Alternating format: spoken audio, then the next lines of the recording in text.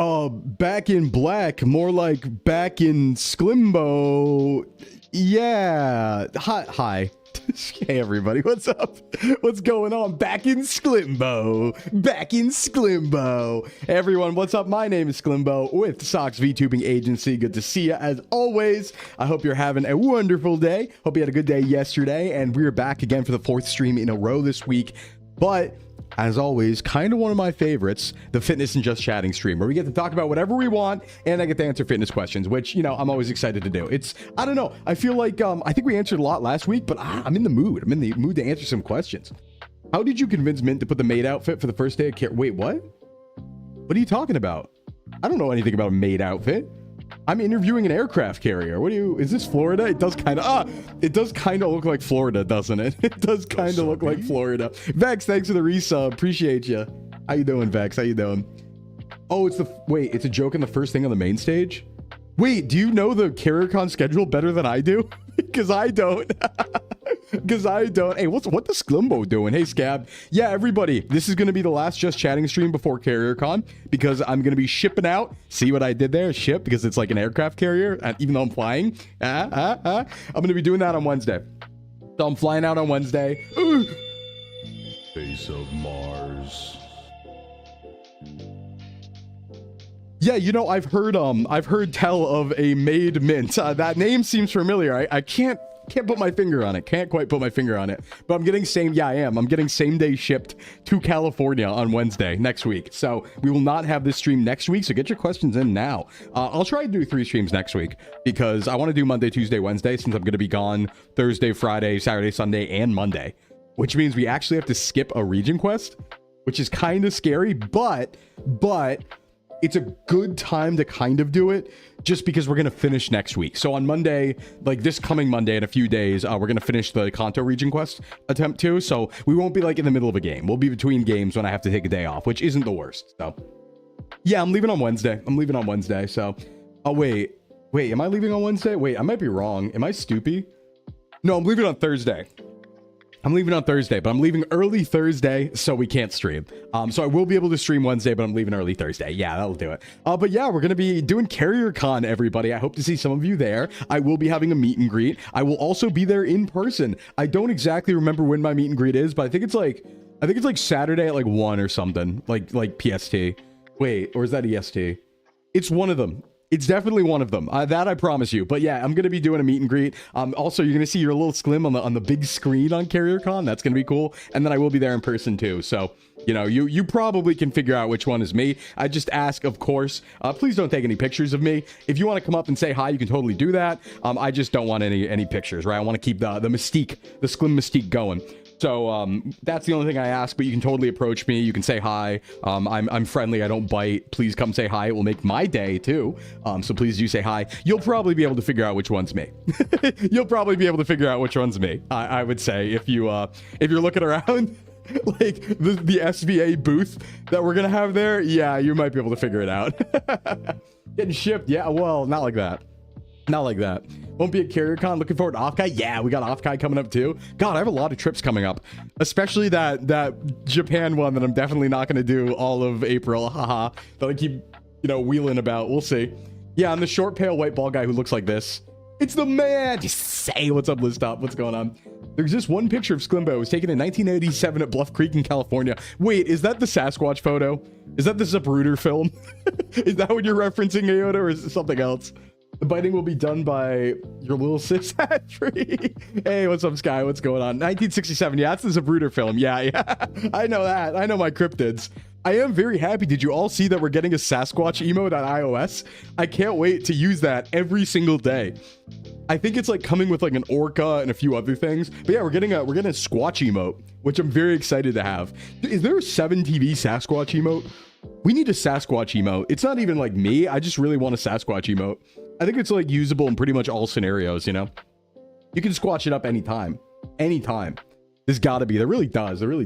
Oh, hey, let me go ahead and put the marshmallow up and pay out your points first. Benefits enrollment happening at my job. The only reason I attended was because there was free sandwiches. Well, and benefits, those are also pretty good.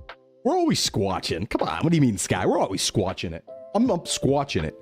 Let me in. I will 17 it up. I don't know how that works, but maybe, man. Undeniable aura. Hold on. Let me pay you. So everybody, we haven't had this one in a while. We have not had this one in a while. Everybody, please welcome to Erunepi, Brazil. Brazil! We're in Brazil right now. Welcome to South America, everybody. Welcome to South America. We have not had South America in quite a while. I think like 2 or 3 weeks. So South America guesses. Do we have any? We do today. Someone's getting a lot of points. We have an 8% South America guess. So let's get that out there. Brazil mentioned. Yeah, Brazil mentioned. Benefits are nice, but I've been employed for a year and have your benefit package already. Oh, yeah. But that makes sense. You can go get free sandwiches, right? Like that's yummy and a snack. We want to see that. That's good stuff. Them's good works. Them's good works. We're going to Brazil. You're going to Brazil.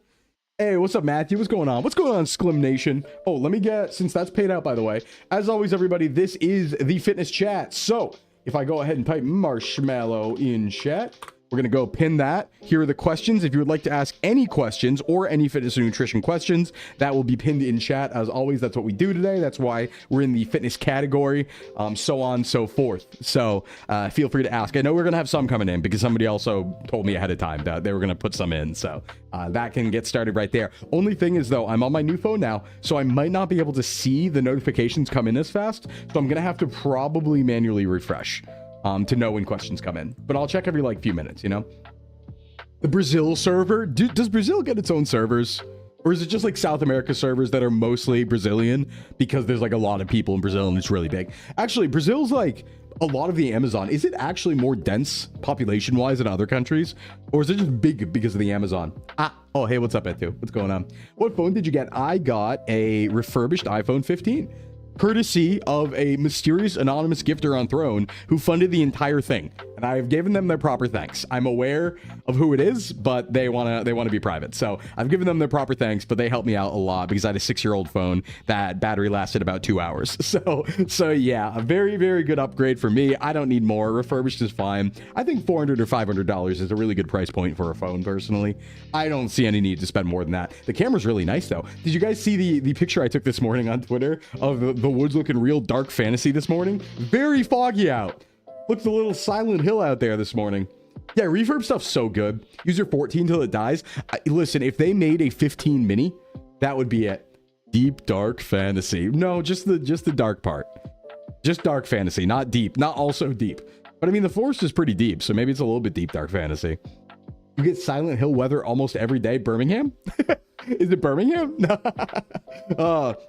Yeah, let's talk today. Let's yap while we wait for questions to come in. As always, I like just kind of talking about stuff. So if anyone has any fun topics to bring up, feel free. I have some queued up here. And then a little bit after, if we burn out all the chatting, if we burn out all the fitness questions, probably play some Voice of the Void later. Something like that. Keep it shimple. Keep it shrimple. Speaking of keeping it shrimple, I was at the grocery store for like an hour this morning. So I went for my little walk in the woods. And then I was like, you know what? I want to overhaul my breakfast, which I do. I usually will overhaul my meal plan like every single week because I get bored really fast and try and figure out a new one.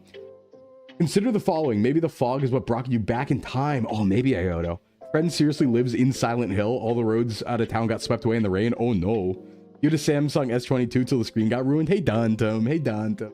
An A series till late 2025. Yeah, there was a really awkward period of time where I didn't have credit and my phone broke. This was back in like 2019. So I think I had an original Google Pixel at the time. And my phone broke, but I didn't have credit. And I just moved, so I didn't have money either.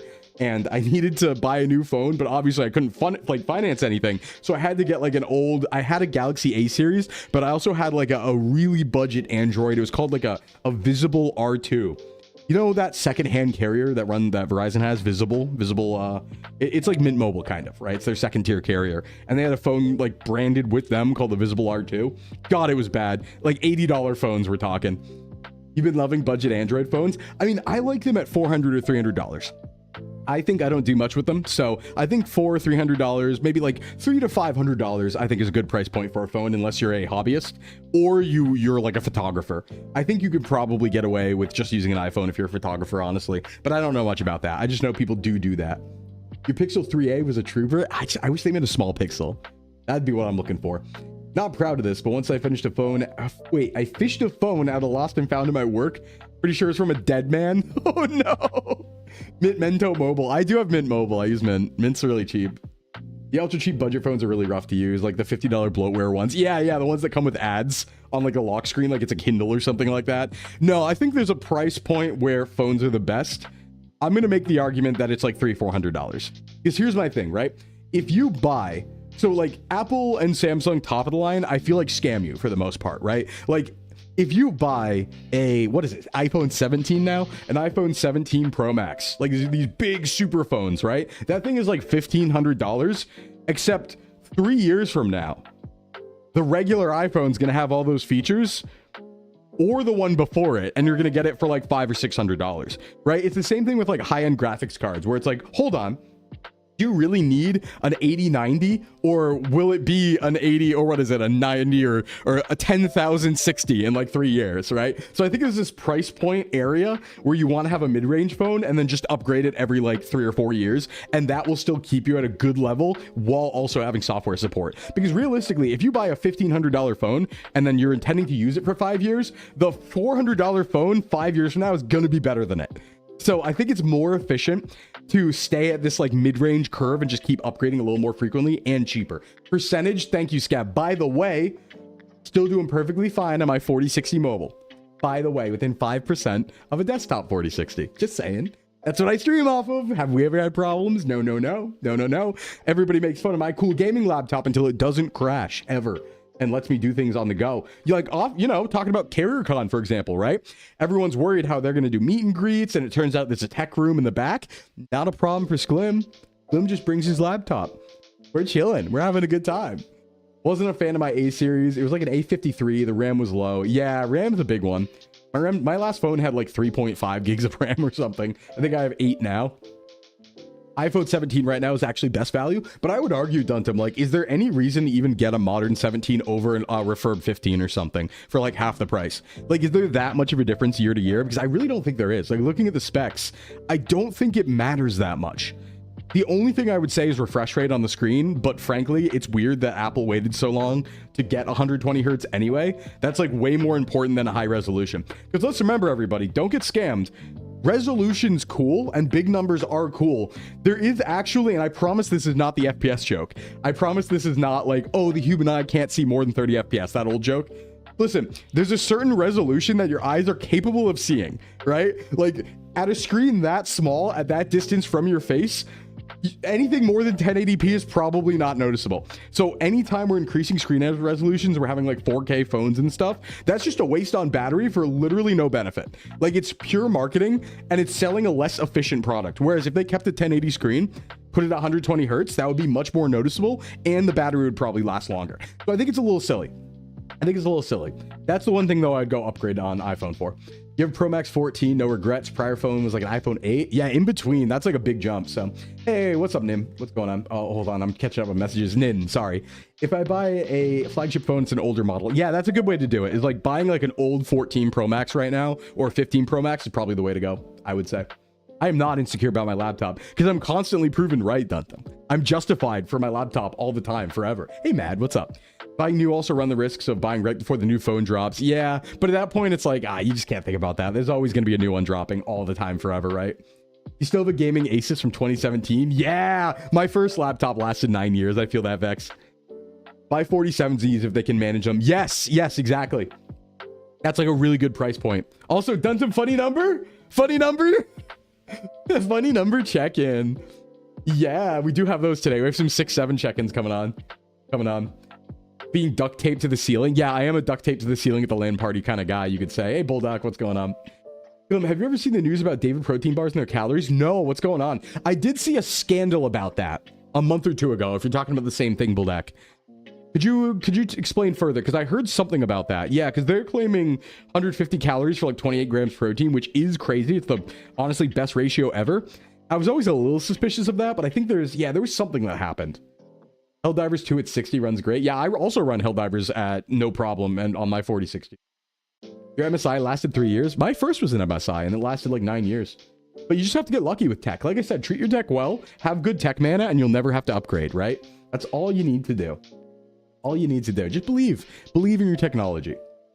You'll definitely get another Asus. You're not gentle on the laptop. I'm pretty gentle on mine. Like mine, I don't move it most of the time. Like even though it is a laptop, it stays where it is. So it's on a riser to the left right here as my second monitor.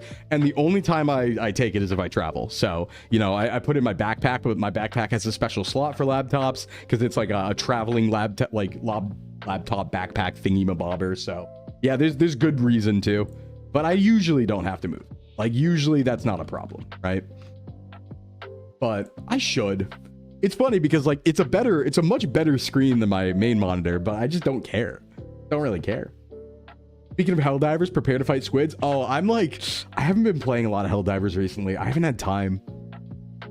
1.6K MSI gaming laptops cheap. No, it's maybe like build quality wise, but that's like I wouldn't pay that much for a gaming laptop. Personally, that's like a good price point, don't get me wrong, for gaming laptops. I just wait a really long time and then get something on sale usually for about like 1,200. That's usually my sweet spot. Apply the holy lubricants, beseech the machine spirit. In fact, actually, I don't even apply anything. My belief is like I just get a technology and never touch it ever. I don't clean it. I just don't get it dirty, you know? Don't live in dirt.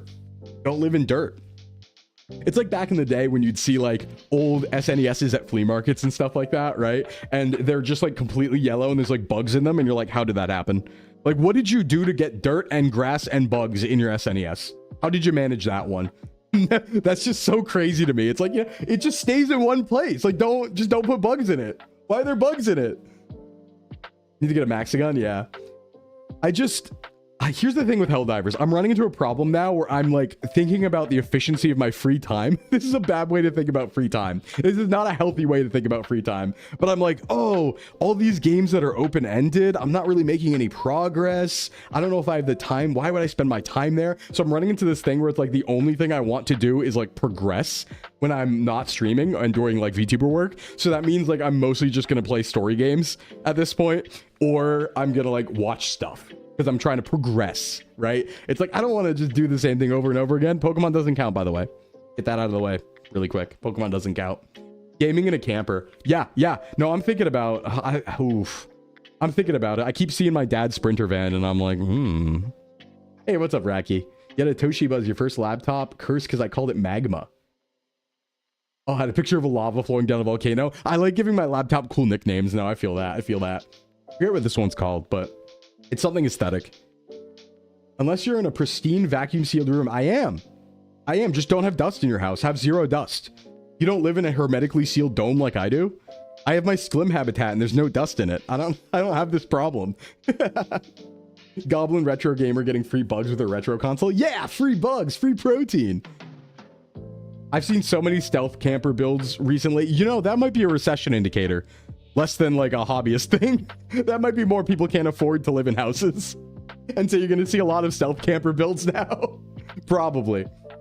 You're already a weirdo with a gaming laptop in the graphic design program. Oh, they should. Here's the thing. MacBooks are... all right.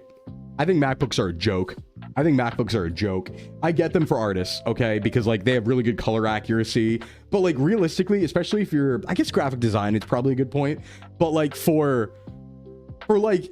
any serious application, like PCs are just stronger, just straight up.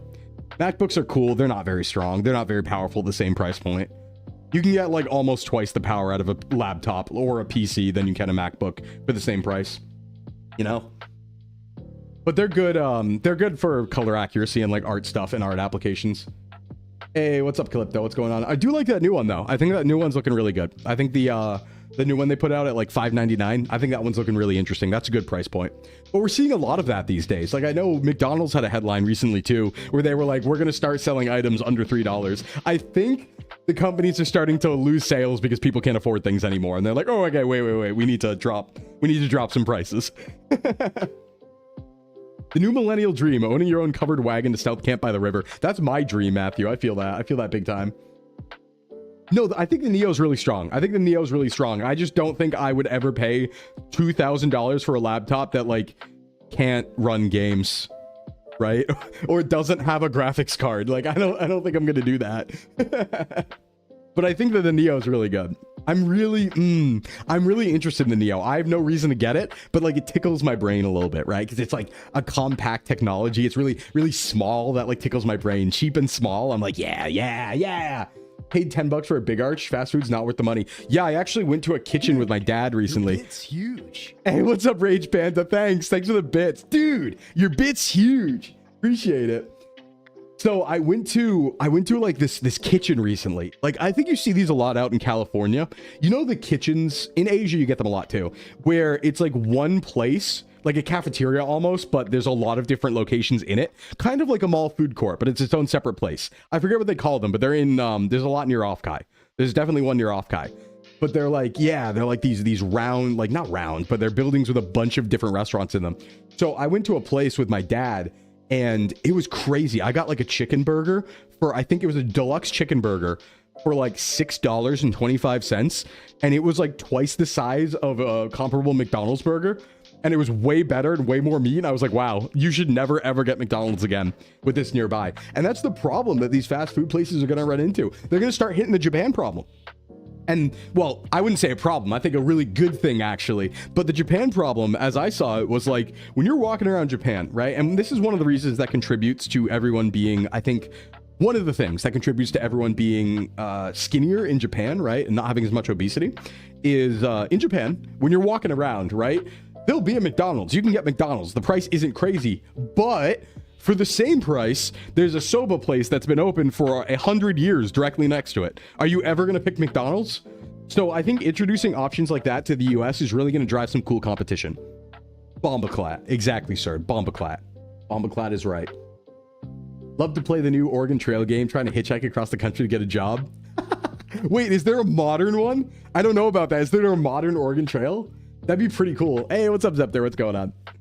Buying local is the most based option. It is, but stuff's really expensive sometimes. I just think that, like, I think fast food has maybe lost the plot a little bit, and it's time for other places to compete in price, right? Because fast food has gotten very expensive. So if like the main burgers at McDonald's are selling for like $8, $9, $10, you can beat that. You can beat that. You can just straight up have a better option that will force them to reduce their prices, you know? There's a really good burger joint just down the street from where I live. It's far better than McDonald's. Exactly. Yeah, no, they've lost the plot. They lost the plot big time. You saw my post about it yesterday probably, but I was talking about Subway. So actually for a while, we had the $5 footlong back, technically. So there was this thing you could do, but it was only for a few months because this promotion started in December and they're ending it in April. They're ending it in 15 days because it was too good of a promotion. But on the Subway app, you can like chain $6.99 footlong deals. They keep giving you coupons that are $6.99 for a footlong, right? But then every fourth footlong, you get a free footlong. So you can run into the situation, you pay $6.99 3 times, and then you get a free footlong. And that's 4 footlongs for price-wise, depending on tax location, like $5 and change. And that deal was too good, and so they're ending it. But the funny thing is, like, they could keep it going, right? Tons of new people got back in the app. Tons of people are buying. They're going like pure volume over like price at this point. Tons of people got back into Subway because of that deal. But then the marketing team's ending it because they're like, oh no, my profits. They're only capable of looking like short term. I swear, it's crazy. If only there was some way to open source food, yeah. The fast food stuff costs the same as actual restaurants. Yeah, I would never go to that, right? I think fancy restaurants feel like a big scam to me. But this is me. I don't fault this. Like, I know this one's me, but I just remember every time I've gone to like a nice chef-owned fancy restaurant, they'll be like, have our chicken with pine needles and a jam demi-glaze. It's $70, and they give me like 4 ounces of chicken. And I'm like, cool. I could buy Brickens 30 times for the same price. Like, that just seems, can't do it. Does not make sense to me. I don't think it's that good. But maybe I have a really bad palate. I do like Taco Bell, so. My devices now that I'm a filthy Apple shill are called I Paid, I Pigeon, I Listen, I Waited. Oh, you have the whole ecosystem going on. That's good. That's good. Where do you see the $5 footlong counter? You mean who counters it? Well, you gotta make your own. That's what you do, I guess. There's an amazing burger joint down the road from where I live that blows all the others nearly out of the water on top of being cheaper. Yeah, and they just never go to fast food, right? We can deflate fast food prices. I'm confident. They're feeling the pressure. They went too far. They're feeling the pressure. They're gonna have to lower things. Yeah, Japanese place or a Whopper for like way less than 15 bucks, honestly. Oh, if you're talking here, yeah. But like they do check every citizen too. Yeah, I mean, Japan has many things going for it. Like everyone gets a full checkup at 30. You know, obviously they walk more and stuff. But a big part of that is the food culture, is the fact that there are healthier, better options that are actually, you know, family-owned restaurants for the exact same price in the exact same area and the exact same speed too. Soba and ramen places are very, very fast. And so again, ramen place that's been around for 100 years for $5 or McDonald's. Which one are you going to choose, right? Come on. And that's a big part of that. Big part of that for sure. Let's just say doing research for my mom's dangerous. Oh, why? Oh, Neo's tempting as a toy. Yeah. Closest is those take and bake custom pizzas. Yeah, pizzas are also good for that. And I will say that I think in the US there are some not grocery, but there's some like gas stations that kind of have the sauce. I'm gonna be honest. I think some gas stations have the sauce. Now, you might call me crazy for being like, oh, you know, everyone jokes, don't eat the gas station egg salad and stuff like that. I think there's some nice gas stations that have some style, have some sauce. Like this morning, right? I stopped by a gas station, and it's a chain. It's a well-known chain in New England. And, you know, it has quality, right? Because it's a known chain, you know, it's not going to poison you. And I got like a breakfast pizza slice for like $2.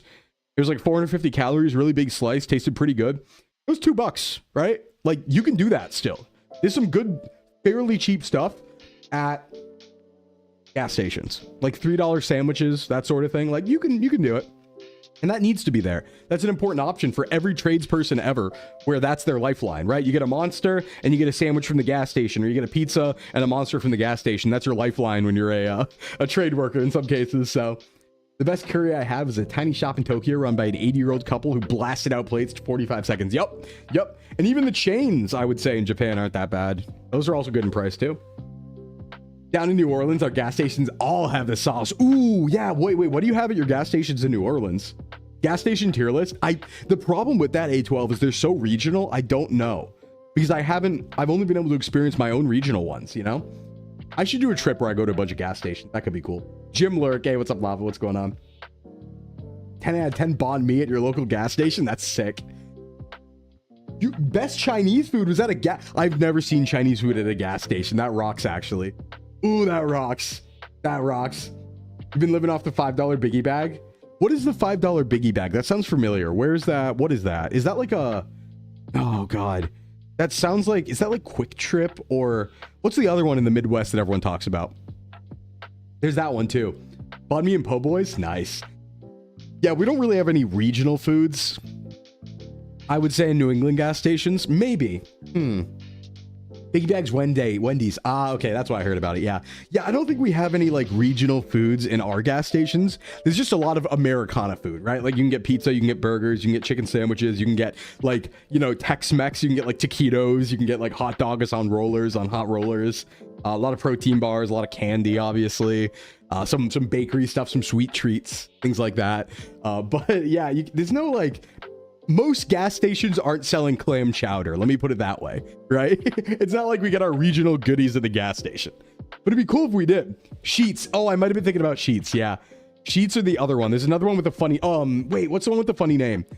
There's one that's like a Midwestern one with a really funny name in the Midwest. It has like a silly name that sounds like suggestive.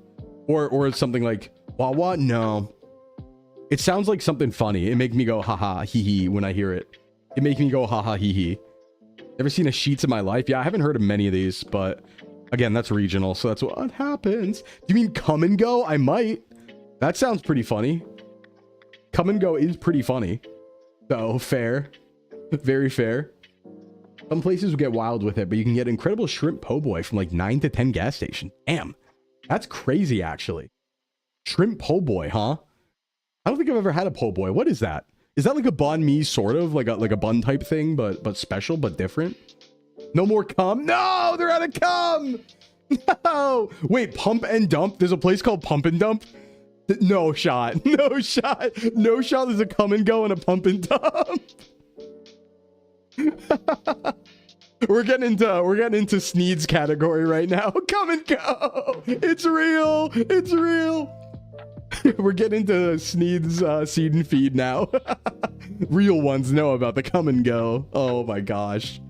Oh, but speaking of, oh God, speaking of eating, yeah, so I went to the grocery store and I was trying to just like finagle a new breakfast, right? Because here's the problem. I really like, one of my favorite things to do is to go out in the morning when I'm out in the woods and also get breakfast, right? Like I eat my meals at home, I get my brick and stuff like that. But like as a good pre-stream treat, I really like going out and just being like, okay, what are we having? Like it's 7 a.m., you know, worked out a little bit, gonna go in the woods. What are we grabbing, right? But the unfortunate problem with that is you end up spending a lot of money, right? Because you'll spend like $7 a day or like $6 a day getting breakfast. So what I'm trying to do now is I'm trying to find, I always turn on and off of this. I only do it for like 2 weeks at a time. But I'm trying to find like food that's good on the go food that I can take with me. So I'm still out and about and eating, but it's cheaper because I make it at home, you know? So what I ended up laying on was I made myself a little like morning charcuterie thing and then like a bagel sandwich for before. We'll see if it goes well. I don't think Pump and Dump is real. I think that was a knockoff from a movie or a show. That would make sense, yeah. Like a hero or sub. What is a hero versus a sub? Is it like open-faced? I don't know the lore there. Traditional's roast beef or fried shrimp. You like fried oyster? Ooh, that would be good. That would be good. Actually, speaking of seafood, one of the best protein options you can get in like Japanese konbini is actually fried squid or grilled squid. I think it's like one of the best ones. I had a friend who like lived off it entirely and he didn't die or turn into a monster. So that's like a pretty good sign, right? Chew on jerkin in the woods. Just checking, is the marshmallow pinned, you guys? Because we are taking fitness questions still, so please go ahead and put them in if you have any. I know somebody said they were going to put them in today because they had some and they're like, I'm waiting for Thursday, but they probably just aren't here yet. So my friend from the Midwest bought me a come and go hat. 10 gift. That's a really good gift. I need a good hat. Okay, you see it pinned? Cool. I need a really good hat. I need a good hat. I've never been a hat wearer in my life, but I feel like I need a hat.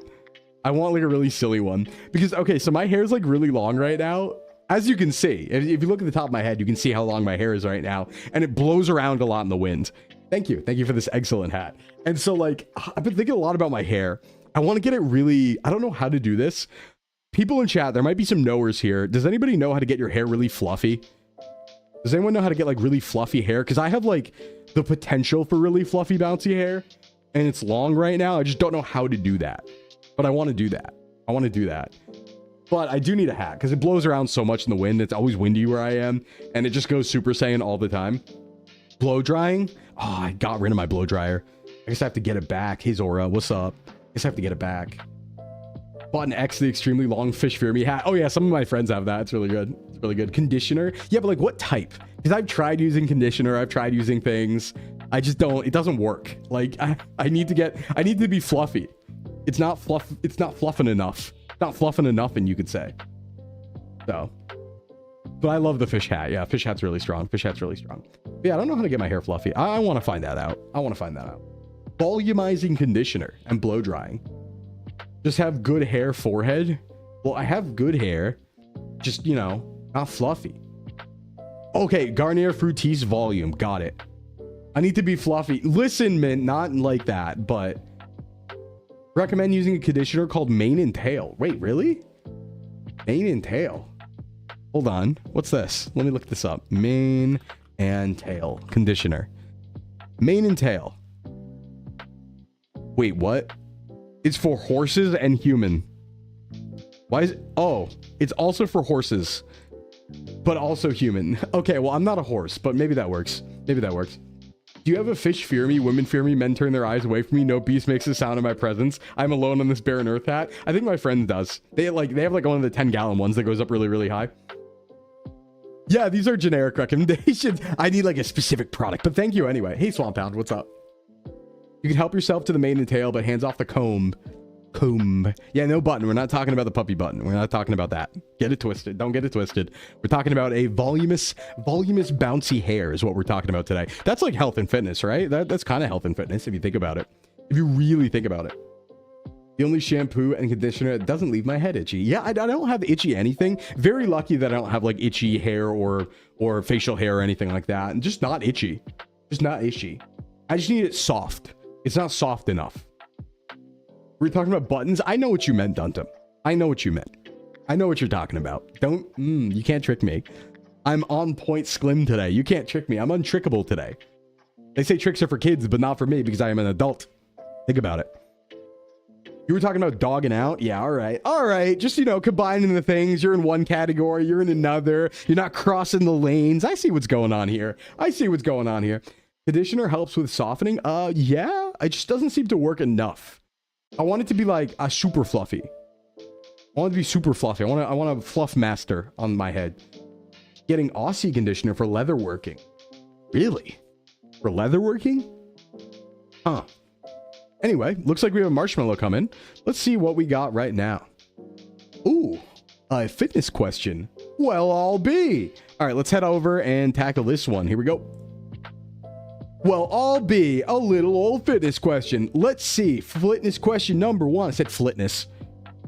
The pivot of fear. Let's pivot. Hey, Sclim, what are your opinions on the handle attachment to use on a seated row machine?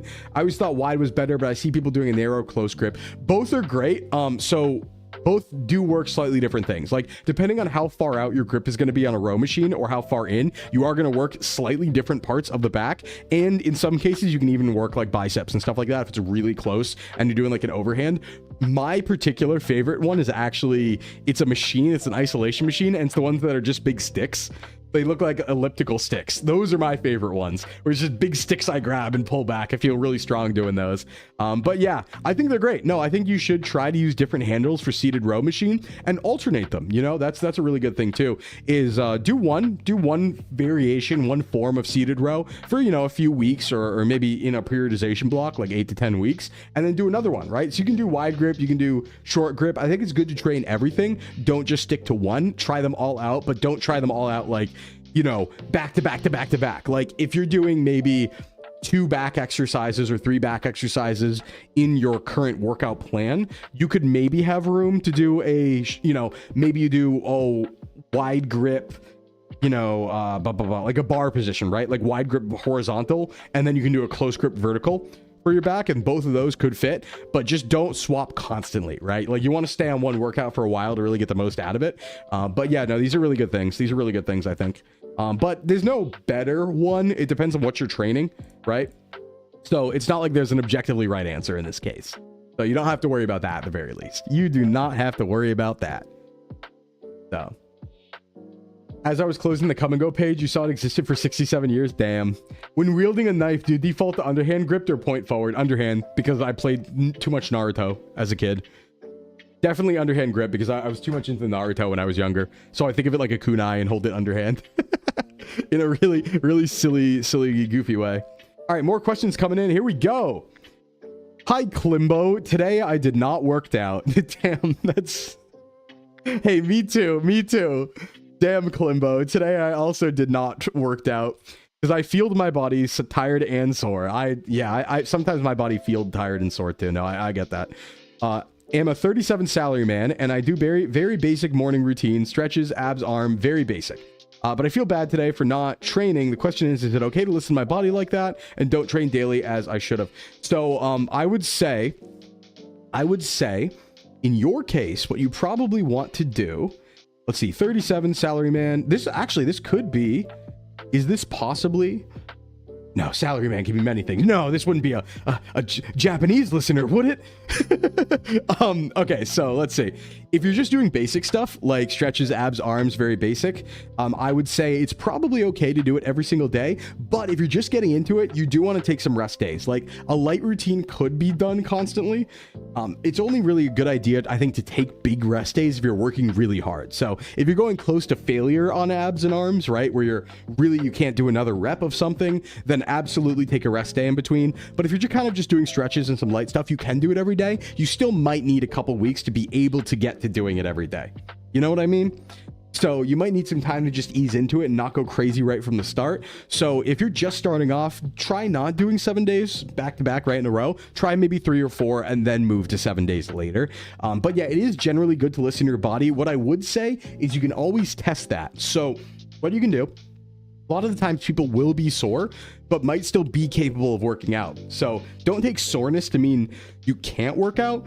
What you might find, and this happens a lot, is once you do your first set, your soreness might actually go away as you get warmed up. So that's a good way to gauge it. Is like if you are feeling sore and you're not sure if you should train or anything, just to like do a set and see how you feel. If you feel worse, then don't. But if you do feel better and you're like, actually, that's not that bad, I can do more, then keep going. But yeah, your real indicator for when to take a break is going to be how close to failure you've gone. Meaning, if you're doing push-ups, for example, am I capable of doing another push-up, right? Say you do 15 and you can't do 16, you fall to the floor, that is failure, right? So if you're doing that every day and for multiple sets, that's maybe too much. And that's the difference, really. So definitely listen to your body, but feel free to push it just a little bit and see how your body responds, right? Because there are many cases where you might have a chest soreness, for example, on bench press, but you still are plenty capable of doing bench and you can recover from it. So 15? What do you mean 15, Zepter? What do you mean 15? What do you mean? I wish I could get into climbing gyms. Sclimbo would be pretty cool. Imagine you could do that much push-ups. Yeah, that's a very attainable amount of push-ups, I would say. Very attainable. Absolutely. Resto, yeah, but very good question, though. Very good question. It's always hard, right? Because listening to your body is good, but you also have to know if your body is telling you what you think it is I guess a good way to put it. Like, soreness does not necessarily mean you can't do anymore, and soreness also doesn't necessarily mean you did a good job. So a lot of people will use soreness as an indicator for how much they've worked out, but there are times and there are people who get sore, but they actually have more in them. And there are people who can do crazy amounts of volume and not ever get sore because they're adapted to it. And in neither of those cases does the soreness determine if you're done or not. So what's a good thing to do is just like listen to your body in the way of what it's capable of, like I said. So doing push-ups and you can't do any more, that's one set of close to failure. If you're doing 3 of those, that's 3 sets close to failure. If you're trying to do that every single day, probably don't, and take a rest day in between. But if we're just talking stretching, that can be done every day. Basic routine, abs, arms. If we're just talking like moving around a little bit, you should be doing that every day. Just ease into it. I feel like I answered that like 5 times, but I just wanted to really put the point home to make sure everybody understands, you know? And yeah, soreness can feel good. Hey Sclimbo, I'm a male that was previously overweight and now at a healthy weight, but still have lingering belly fat. Any tips for diet and exercise to trim off that belly fat? Keep going. Keep going is my big tip. It's always against failure, the trainings. You close to failure. So as a beginner, you don't have to go to absolute failure. You can actually get what we call maximum recoverable, not maximum recoverable volume, but you can hit your max basically of how much you'll grow off less. Further away from failure as a beginner. But as you train for a while, as you get 9 months, a year in, you're going to want to be approaching failure pretty much every set.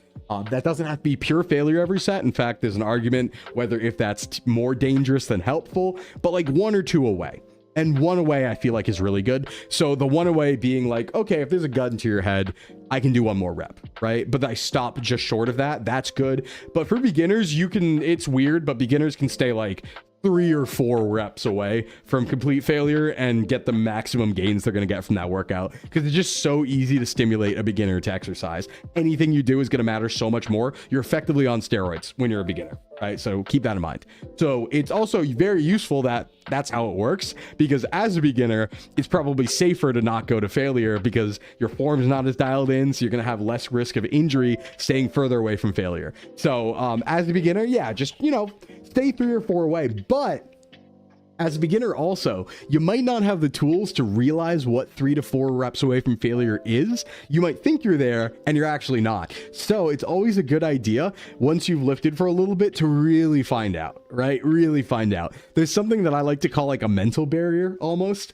where people don't realize how hard they're capable of pushing if they've never done it before. So you'll run into this problem, and I see it all the time with new clients, where you'll be a couple months in and they'll be like doing a bench or something, and suddenly something will click and they'll jump by like 20 pounds, right? On like a bench, right? Something they shouldn't jump by 20 pounds on. And it's because they realize at some point, they're like, oh, wait, this is what pushing hard feels like. It's not just like, oh, it's fighting me back a little bit. It's like, I am going to die if I do not get this bar up. Let me push it that hard. So I would say beginners also aren't the best judges of how hard they're pushing. So it's good as a beginner, at least 1 point under supervision, maybe, to find out really what your limit is, right? At what point can you really not lift that bar anymore? And then you can know and stay 2 to 3 reps away from that. But you have to learn that first. So, okay, back to this question. Let's see here. Male that was previously overweight, now at a healthy weight, still have lingering belly fat. Any tips for diet and exercise to trim off that belly fat? Yeah, so like I said at the very beginning, just keep going is what I would say. So if you were previously overweight, now at a healthy weight, if you still do have belly fat, that means you can keep going. That means there is more to lose. So don't just take the weight as an indicator, because don't get me wrong, BMI is a measurement. You can say I'm in a healthy BMI, but if you see belly fat in your stomach that is still a fluffier midsection, you can still lose that. There's no reason not to if you want to keep going, right? That's even better if you do that. So the same tips would be the tips that got you there, right? Same tips that got you there, just keep going. So if you say lost, you were overweight, you lost 20 to 30 pounds and you settled for a little bit and then you're like, I still have some to lose, go down another 10 pounds, go down another 15 pounds, see what happens. People generally can have more to lose than they think, I would say. Most of the time people have way more to lose than they think. Where they think that, it's only, 15 or 20 extra pounds, but it's actually 30 or 40 before they're at what I'd call optimal healthy range in between being absolutely shredded and being more overweight. So yeah, you can definitely go down a little bit more. Same tools you use the first time. Just always remember, it's always going to come off the belly last for the most part for a lot of people. So that will be the hardest part to get rid of. Sclimbo, when are you going to pull a Roshi and inhale your gut into a 12 pack? Well, I don't take steroids, so that would be really hard. Yeah, that's my 2.0. That's my 2.0. But yeah, you did a great job getting to where you're at right now. So just use those skills that you've gained. Don't forget them because you're going to need them for your lifetime and keep going a little bit longer. But it's good to get a break every once in a while too. So if you go down, 20 pounds or something like that, take a little break, take a month off and then go at it, Enjoy your new maintenance. Bit of fat's needed too for the body for hormones. Yeah, exactly. You don't want to be shredded year round. Don't get me wrong, talked about it plenty of times. Having abs is cool. Having abs year round is a struggle. That is not, our bodies aren't meant to be that low in body fat, especially below 12% constantly. You will feel like shit. You will feel really bad eventually. It'll be really cool and you'll visually look great, but you're just going to be tired all the time and your hair might start falling out a little bit or not grow as fast. Your nails too. You'll have no bad hormones, no stamina for things. Many bad things can happen. So it's not great. I'm of the opinion more or less that 15-17% body fat for guys in particular tends to be pretty good, where you're lean at that point, but you're not constantly having six pack. I think anything above 12 is pretty good and you can maintain that long term, in my opinion. For women, go a little bit higher because women generally will have about 5% more body fat at a healthy range than guys will. So you can always add 5 and that's probably where you want to be. Without any fat in your body, even sitting becomes an issue. Yeah, exactly. Yeah, 15 to 17 year round's fine. I'm pretty sure. Yeah, no, I'd be confident to say that.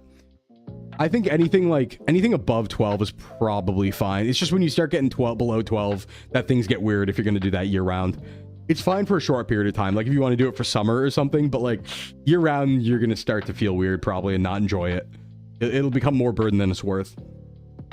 What would you say is the recommended calorie amount for someone with a naturally fast metabolism? For short reference, fitness-wise, I'm 6'1" and walk about 40 minutes a day. Each time I've weighed myself, I've managed to stay the same weight no matter how much I eat.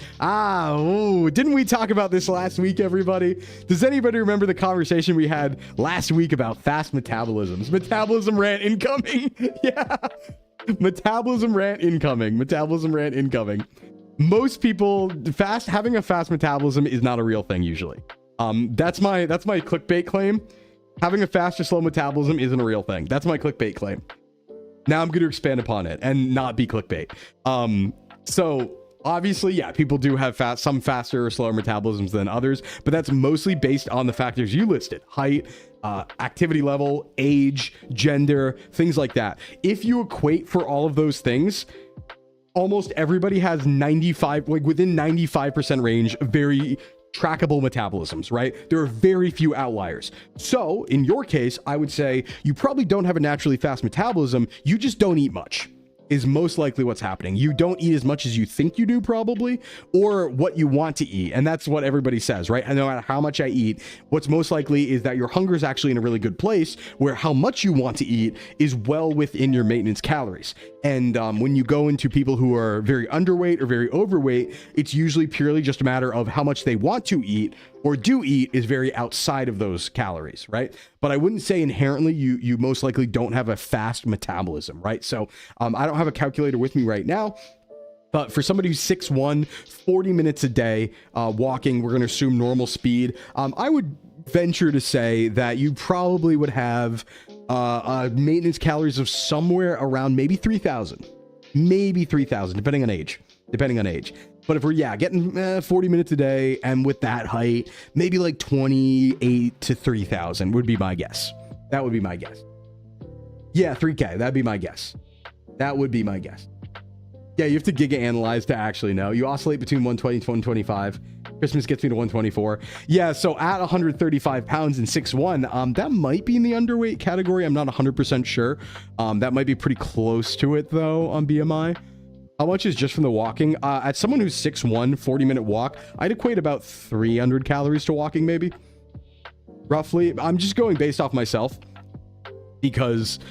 based off myself, although no, you know what I will say though, no, you weigh, let me redact that, you do weigh significantly less, because I'm going based off averages of 6'1", but considering you're 135 pounds, probably less than that, because 135 pounds is pretty low weight. So that's obviously going to factor in. You know what, why don't we just do an omni calc for this right now? Let's just do an omni calc for this right now, because that weight's gonna change things there. So let me go grab that, and then we'll talk about it. And I'll say why this is most likely correct. Omni calc. Let me pull it up. DDE. Okay, let's do a little omni calc here. So let's see. We don't have gender here. Unfortunately. But the thing about gender is I don't think it matters as much as size, right? Like I think the other information's enough regardless of gender. I can even test this out. What was the app you used for calorie tracking? I use nothing right now, but I like to use Macro Factor. Let's test this out. We don't know age either, unfortunately, and that does matter. But let's say demographically, right? Stream viewer. So let's say this person is right in the middle. This person's like 27. Let's say this person's 27. They're 6'1". This is also interesting for my own purposes, because I've always felt that the male-female divide is mostly based on averages of height. But if it might not matter that much. So let's say they're 135. Light exercise. We would say maybe even sedentary, just walking 40 minutes a day. That's maybe light exercise. So let's see here. If we go to, I want to see if this changes at all between male and female, because that's interesting to me. Okay, so 225. Oh, it does. Interesting. Oh, wow. I figured it was more of a factor. I've always known it to be more a factor of height and weight and age than gender, but apparently it does matter a little impact there. So yeah, I made a mistake. That was my bad. The 3K was based on, I was thinking normal weights at that height, because if you were to do a normal weight at that height, right, an average US weight at that height, which is something like this, you would get much more. And this might even be underestimating. So yeah, 135, I would say this is underestimating to an extent at 6'1", 27 years. I would say walking 40 minutes a day, you're probably, you're probably around like 20, 25, 23 to 25, we'll say. True, men do have more muscle generally on average. That is true. Yeah, to the tune of like, oh God, what is it? Upper body 40% more, I believe. Upper body 40% more, and lower body is, I think it's like women have like 80. I know guys have like 40% more upper body, but women have, I think it's like 80% of men's lower body or something like that. But yeah, that would make the difference up, because it's more metabolically active. True. My dad's like 6'2" and is 200 pounds with a beer gut, rest is muscle and lean. Yeah, 135 is small. Yes it is. Yeah, so I'd say probably around 2,500. That seems fair. I don't feel like it's really hard to gauge the activity level part of this with just 40 minutes of walking, because it depends a lot on your weight. I would need to know some more information to get a more accurate one here, I would say. But all to say, bringing it back though, bringing it back. So yeah, the thing is, you're actually in a good spot though, because for the most part, what's happening to you is what you want to eat in a day is pretty much right in line with how much you burn in a day. I wouldn't say you have a naturally fast metabolism or anything like that, but recommended calorie amount for you, I would say 6'1". Let me look at something here, because while that was your total daily energy expenditure, I want to check out what BMI is looking like here, because you didn't say if you wanted to move in any direction or not. Like, you didn't say you wanted to gain weight or lose weight. So let me look at a BMI chart really quick. I think that might be in the low end. I just don't know if it's like considered technically underweight, medically underweight or not. Because then I might say maybe consider gaining some. Let's see. Okay, here we go. Let's take a look at a BMI chart. By the way, the reason why we're looking at a BMI chart, just to clarify, I know a lot of people tend to be like, oh, BMI is not a good indicator. BMI is not a good indicator for athletes. For the average person, I think it is a good indicator, because the average person don't have the amount of muscle mass. That would really matter to throw off the BMI tracker, right? So in the fitness world, yeah, BMI is hard to use, but for average people, I think it's actually fairly good. Yeah, I think healthy weight is more like 160. I do as well. Yeah, so that would put you 135. Well, no, that puts you right at the, hold on, if we track that. Yeah, that does put you slightly underweight. So you would maybe be looking to gain some weight. So that being the case, I would say straight up, eat 3,000 calories for a little bit. Eat like 2,800 to 3K for a little bit. Hey, Majora, welcome in. Yeah, eat like maybe near 3K, 2,800 to 3K for a little bit. And that should shoot you right up into the normal range. And then you should be good there. Eat 3 footlongs a day. Well, yeah, actually, that would be 3,000 calories roughly. 3 footlongs a day. But yeah, and that's the thing, is like what's probably going to happen is when you start looking at the calories of things, you're going to realize, oh shit, I really didn't actually eat that much after all. Or you might have a situation where one day you eat a lot, then one day you don't eat a lot, and it makes up for it as an average. That's usually what will happen. And then on the flip side, as we always talk about, right, the same thing will happen on the other side of things, where people are, you know, more, if they're medically obese, they'll think they're not eating that much, but they're actually eating way more than they think, and they think they have a slow metabolism, but it's actually just because they're eating way more than they think, right? I used to be like that. That's me. I think that I had a slow metabolism, quote unquote, but really I was eating 4,000 calories a day. So, you know, it'd be like that. I think you're actually healthy weight based on that chart. Good stuff. How are we all doing? Good, Majora. How you doing? Yes, and another alternative, right? This is all to say, if we're dealing with normal metabolism here, right? If you do have a metabolic disorder, hypo or hyperthyroidism, that will affect the equation on your metabolism. So that rant about metabolism is for people who do not have disorders. If you do have a disorder, that can absolutely make you have a fast, quote unquote, or slow metabolism, but that is a medical issue that needs to generally be addressed. And then that solves that problem. Done to me. You either binge by reflex, sugar and snacks, you forget to eat till supper. Oh yeah, no, I just eat a lot. I don't even have like, it's funny because my eating is very much like not even in a disordered way, right? It's not like I binge necessarily, or I like eat a lot of sugar. I just eat a lot. I just want to eat a lot of stuff that's generally good for me. Like I just enjoy eating and have a big stomach and probably bad hunger signaling. So like I just want to eat a lot of pasta and chicken and like fruits and everything, just everything. It's not one specific thing. So, you know. All right, let's see here. Hey, Sclimbo, it's difficult to adapt my diet at home because I live with more people. Ooh, yeah, this is a really tough one. Okay, so this is one of those unfortunate scenarios where there's like not much you can do alone. You kind of have to ask for help here. So yeah, if other people cook for you and that's why your diet's difficult, it's unfortunate. All you can really do is be like, hey, can you let me know what you put in things? But that does put a burden on someone else to count all those things out, right? And measure them out for you.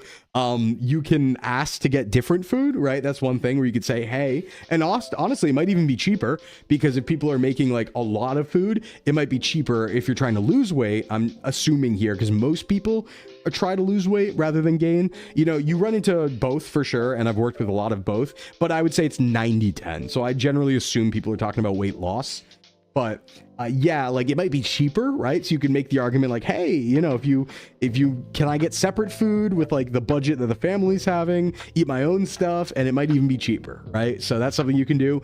But worst case scenario, if you just can't count, you don't know what's going in stuff, you just really need to look into portioning, and you really need to measure things out. So what you can do is, to your best, approximate. If you get yourself a food scale, even if you don't have the actual ingredients of stuff, there's a lot of data out there.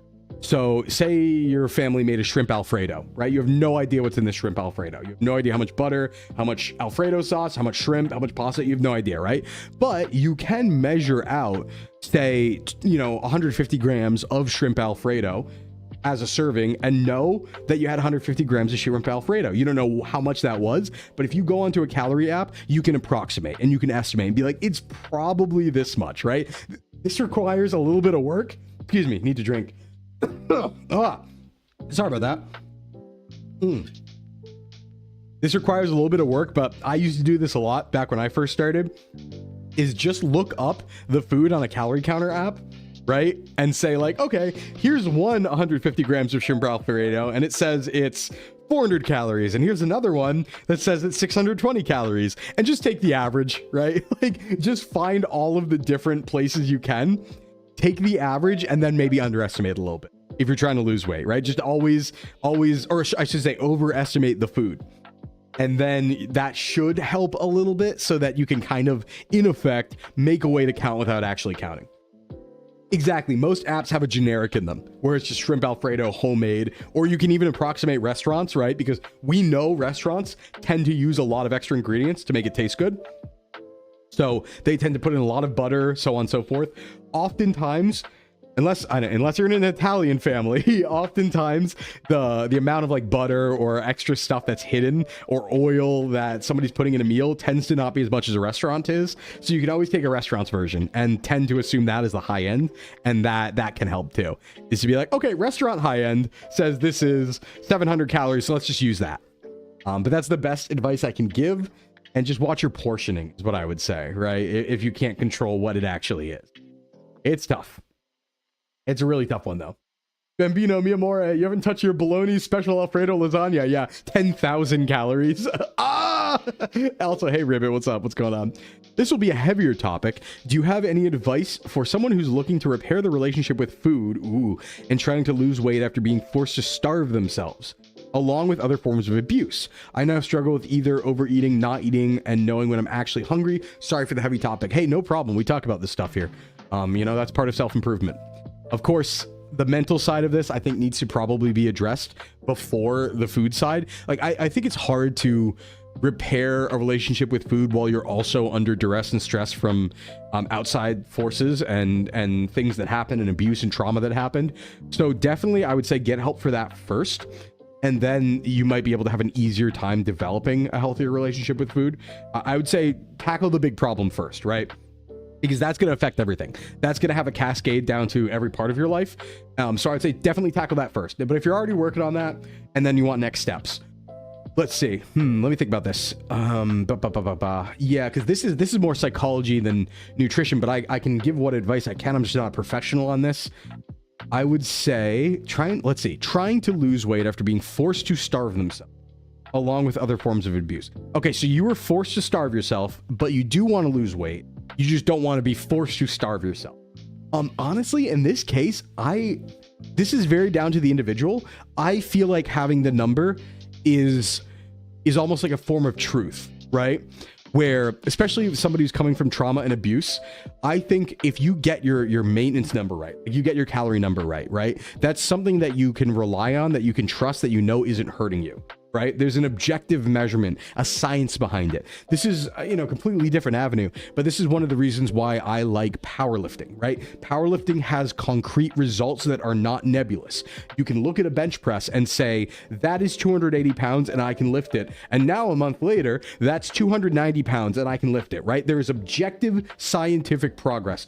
I would say the same for something you can rely on here that you know is not starving you, is not abusing you, would be maintenance calories, right? Would be a number of calories scientifically is not harming you. That would be the way I'd think about that, but some people don't like counting. I just think personally, having that number to rely on, to know that this number is not starving you, this is what your body needs objectively, this is not hurting you. I think getting that and paring that down and finding that number would be a lot of relief to me personally, in that sort of situation. You know what I mean? But I definitely wish you well in your journey. Yeah, and let me think about some other stuff that could maybe help here. Yeah, struggling with either overeating, not eating, and knowing when you're actually hungry. Yeah, hunger signaling can be a big one on this. That's a really tough one, right? I struggle with hunger signaling a lot too. Oh God, yeah. I'm just trying to think, like, I don't want to recommend any medications, obviously, but like, yeah, I don't want to recommend, because I would say, like, there is like a world where Ozempic and stuff like that might be a play here, especially when knowing when you're hungry or not. But that could also, depending on what direction you're in, spiral. So that might not be the best. And I'm also not qualified to recommend anything, right? So I'd say maybe not. Pharmaceutical Sclim, I don't want to be though. That's why I'm saying maybe not, maybe not. I think this can be tackled naturally, you know? But yeah, I think that a lot of this might be trying to find that number, because that also will help control the overeating, not eating, and knowing when you're hungry. Because at that point, it doesn't matter when you're hungry necessarily. And it doesn't matter. You don't have to think about knowing when to eat or when not to eat. You know, you have this concrete number. This is what I eat in a day. And this is what my body wants and needs. It doesn't matter how I feel. This is what my body needs, all right? Objectively. I think that's why going for the number in that situation could help, you know? First he sells the pharmaceuticals, then he opens the coat for steroids. Yeah, I'd recommend discussing your issues with a medical professional first, for sure. Absolutely, right? I'm not qualified to talk about the medical side of things, and this is more psychology. But I think having the number could help here. One thing I suggested, journaling food and making timers. True, timers can help here too. Timers can help here too. It just depends, because some people don't like that sort of thing, right? Some people don't like structure in that way, and they feel like they're in a prison when they have structure. And so yeah, different strokes for different folks, right? Because if you don't mind that, you can definitely make timers. But if you do mind that, just having the number as a whole could be good, because it gives you flexibility to eat when you feel like it or don't, right? So if you know, say that you're supposed to have 1900 calories a day, let's say, right? If you know that, you can eat 1900 calories all at once if you feel like it. Or you could eat 7 times and hit 1900 calories, right? That's more flexibility.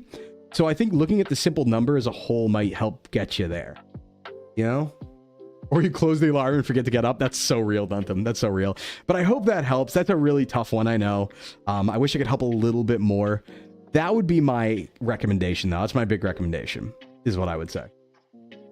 You have an app that forces you to do puzzles before your alarm goes away. That's so good. That's so good.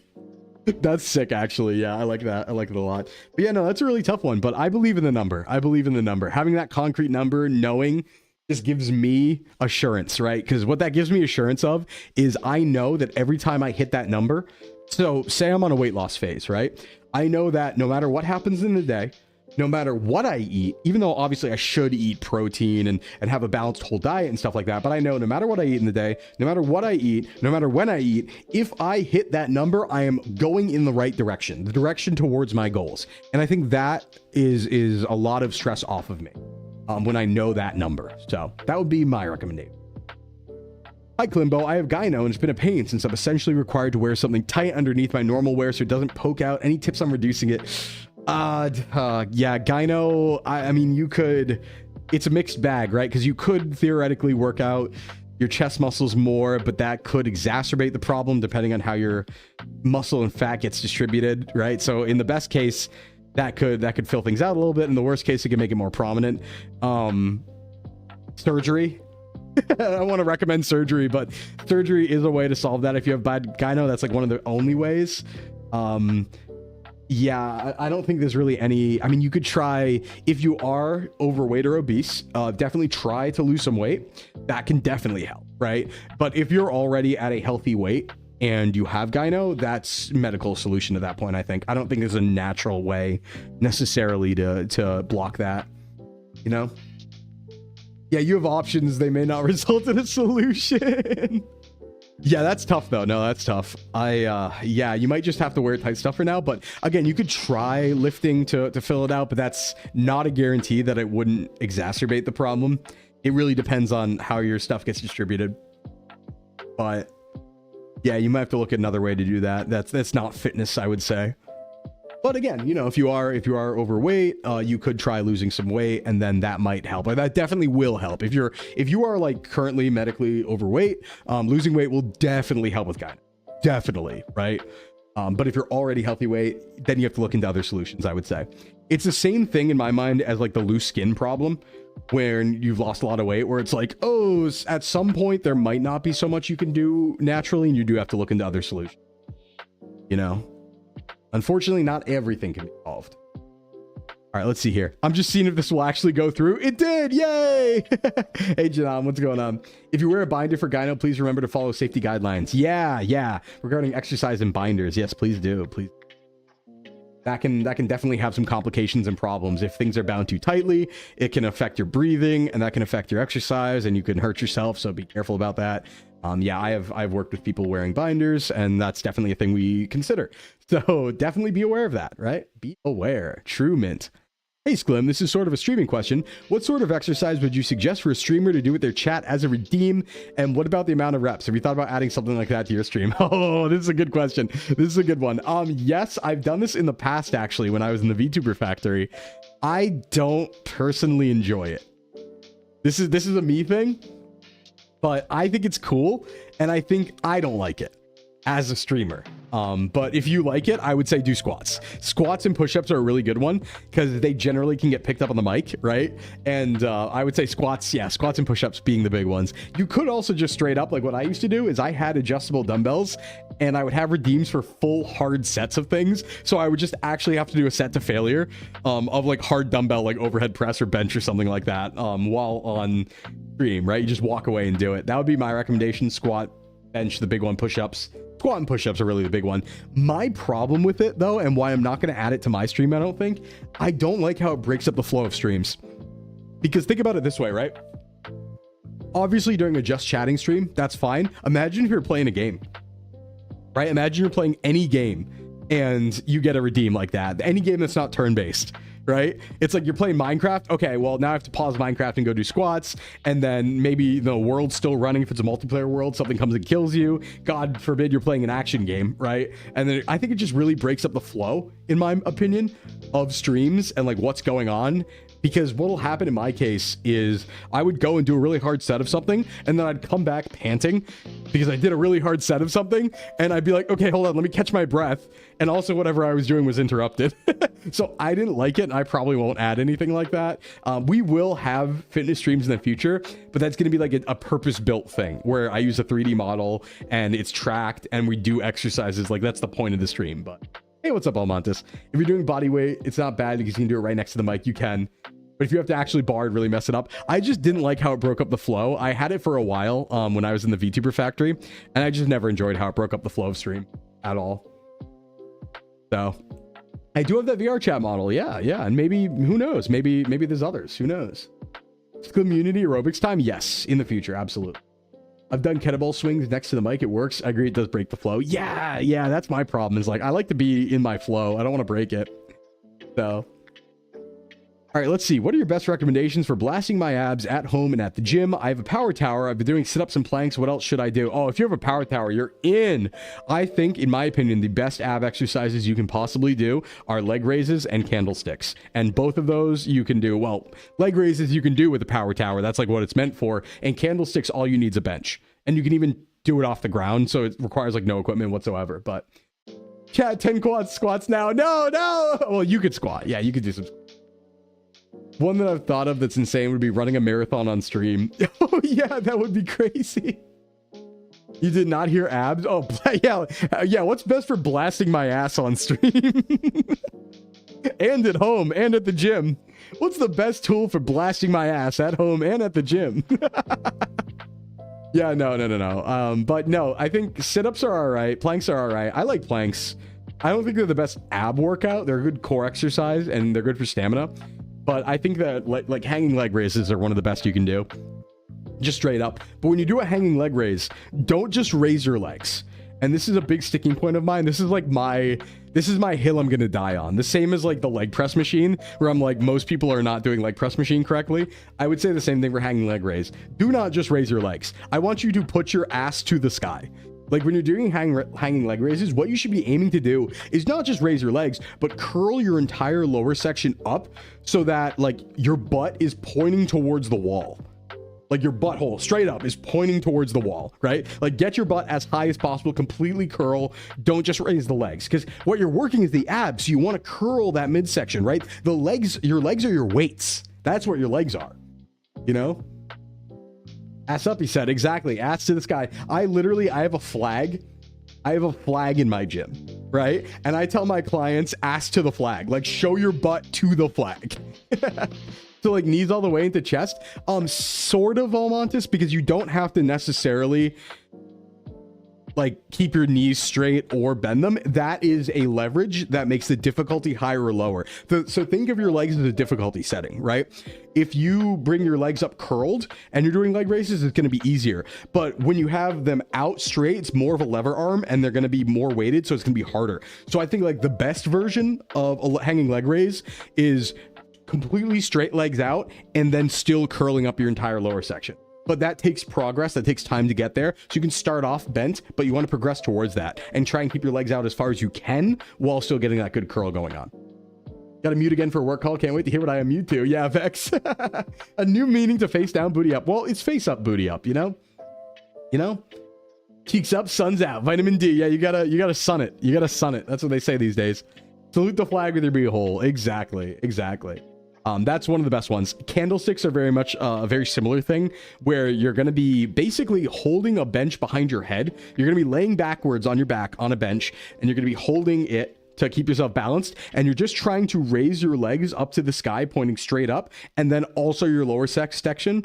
So you're basically on your traps at the end, right? So you're lifting your entire legs and back eventually up to a pure candlestick, like straight up position, right? And then coming down very slowly too and controlling it on the way down. That's where you're going to get a lot of benefit in the abs. So those are my two big ones, I would say. Just thinking about how I'd probably be stopped by the part where my knees hit my rib cage. Yeah. Well, that's why you go lever arm and get your legs out a little bit more. But yeah, there are some physical limitations that can get in the way, that's for sure. But the best form of that is just where your lower section curls up, not just your legs. Yeah, Naruhodo. No. Wait, not the coming down slowly part. Yeah, no, that's the hard part. Yeah, that's the really hard part. How do you stay motivated to work out when you feel the desire to go to the gym start to fade? Honestly, straight up, take a break or do something else. You know, I think we get in this idea very often that we have to be lifting weights all the time forever or we die. And that's just not true, right? We have our whole life. We have our entire life to lift. I always tell people this, right? Fitness is a lifetime pursuit. You can take a break until you get your soul back. I would say do something else for sure. But, you know, you can absolutely take breaks and just not, right? If you're bored of the gym, don't go to the gym, right? If you hate it, don't go. Do something else. Go rock climbing, go swimming, play a sport, do martial arts, right? Do something else for a bit. Or completely swap your routine, right? If it's boring, if it's stale, do something else, right? If you're benching and you're doing free weight bench, do a machine bench. If you're doing, you know, like a leg press machine, do a free weight squat. Just go have fun, right? Do sled pushes. Go experiment. Go have a good time. Just move your body is what I would say. But definitely take a break if you feel like you need to. There's nothing wrong with that. Take a break enjoyer. Yeah, I am a big take a break enjoyer. I'm a big dude, come on. Even I've taken tons of breaks. Even me, even the little Sclimbo fitness guy. God, there's, I mean, recently I've been on a break more or less, because well, this was a while back, but I had an injury over last summer and I had to not lift for like 6 months and I just didn't. I just straight up didn't. I didn't lift for like 6 months and, you know, I didn't die. Like, obviously, yeah, you lose some muscle. So I wouldn't say I'm at my peak or anything like that, but you just get it back later when you're motivated again, when you're healed, when you're excited.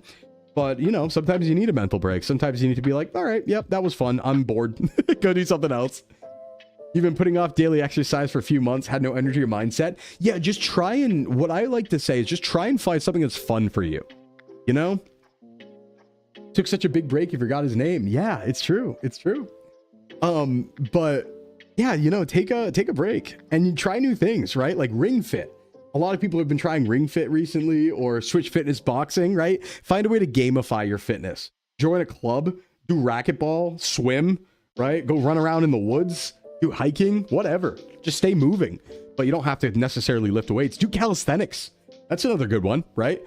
Try something completely different that's strength-based. Calisthenics require a lot of balance. You'll end up working on that. And honestly, I would say this isn't even your peak. Oh, it's true, Cookie. Now, yeah, this is nowhere near my peak. May I introduce you to our Lord and Savior rock climbing? Yeah, yeah, exactly. If you're in your 20s, it's time to rock climb. Hey, Big, thanks for the follow. Welcome in. But I swear by Ring Fit. Yeah, dancing could be fun. Just dance. Dancing could be fun as a whole. Yeah, go take salsa lessons. Do whatever. Just keep moving your body, you know? That's the only thing. And honestly, I think there's benefit to switching it up constantly. Like, don't get me wrong. Lifting for 10 years straight's cool, right? There were times where I've basically done that, but you do get more rounded out as a person if you jump around a lot. Not too much, but think of it this way, right? I actually had this criticism. This was a criticism that was given to me when I first started getting my personal training certificate. So when I was getting certified, I came from powerlifting, right? I was a powerlifter. It was amateur. I didn't compete or anything like that, but I started in powerlifting. That's where I learned how to lift and learned about nutrition and stuff like that. And when I was getting licensed in the gym, I remember the person who was giving me, who was teaching me, pretty much said like, hey, you're a one-trick pony, very politely, but he was like, listen, you're a one-trick pony. You can lift heavy weight. That's all you do, right? You don't bodybuild. You don't know how to bodybuild. You don't run. You don't do cardio, right? You don't do a lot of cardio. There's so many other avenues to fitness. You need to kind of expand your mind. So I think there's a good benefit in not becoming locked into this one thing, unless that's your hobby, right? Unless you're like a specialist and you're going to compete in it and stuff like that. Like for general human health and longevity, I think it's good to jump around constantly, right? Lift weights for 2 years and then maybe swim for a year and then run a little bit and then do some rock climbing and then do some calisthenics. You'll be a more rounded out person, because one of my biggest detriments when I was younger was I wasn't rounded out at all. I only knew how to do one thing. And, sure, I could bench a lot, but I couldn't go for a run, right? Like I couldn't sprint well, or do any sort of distance running. I could just lift big weight, right? But I couldn't do a lot of pull-ups. I could just lift big weight. So it's good to get rounded out, I think. 2-trick pony, better than 1-trick pony. Yeah, well, technically a 3-trick pony or a 4-trick pony if we're talking all the big lifts. But yeah, even going horseback riding is great. So many different options. Yeah, don't think about it like you have to go to the gym. Gyms are a tool, right? I think that we do talk a lot about like gym mindset. Like we go gym, right? Everyone's got to go to the gym. You got to gym it up. You don't. There's a lot of, we did, humans as a whole got pretty far without having gyms, up until modern history. Like obviously there were gymnasiums in the past in like ancient Greece and Rome and stuff like that. But like the modern gym only showed up in like the 1970s, right? Like we did pretty good without a gym. So you could totally just not go to the gym as long as you're doing other stuff. The water jug carrying. Yeah, Keaton. Water jug carrying, just doing work, right? Work at a construction job. I think one of the smartest things that people can do these days is not construction necessarily, because that's like backbreaking labor. And that's probably like, it is detrimental on your health long term. But like a job where you have to move a lot and be on your feet is actually kind of optimal. Like one thing I've thought of, I think maybe one of the best jobs that exist is a mail delivery person. I think this isn't a bit. I think one of the best jobs ever is like US Postal Service. Because once you're tenured, a lot of it's about tenure. So once you're there for a while, you can just get like a really nice residential route, and all you do is walk around all day and deliver stuff. And you get benefits and you get paid fairly well and you get a lot of vacations and you just get to drive around alone and deliver stuff. But you're going to be getting like 30K steps a day. Right? But you're not breaking yourself down by constantly picking up things poorly, like in a construction site and being beaten down and stuff like that. You're just walking. I think it's probably one of the best jobs out there, straight up. A mail delivery person delivering mail. Get your own mail wife delivered to your door directly.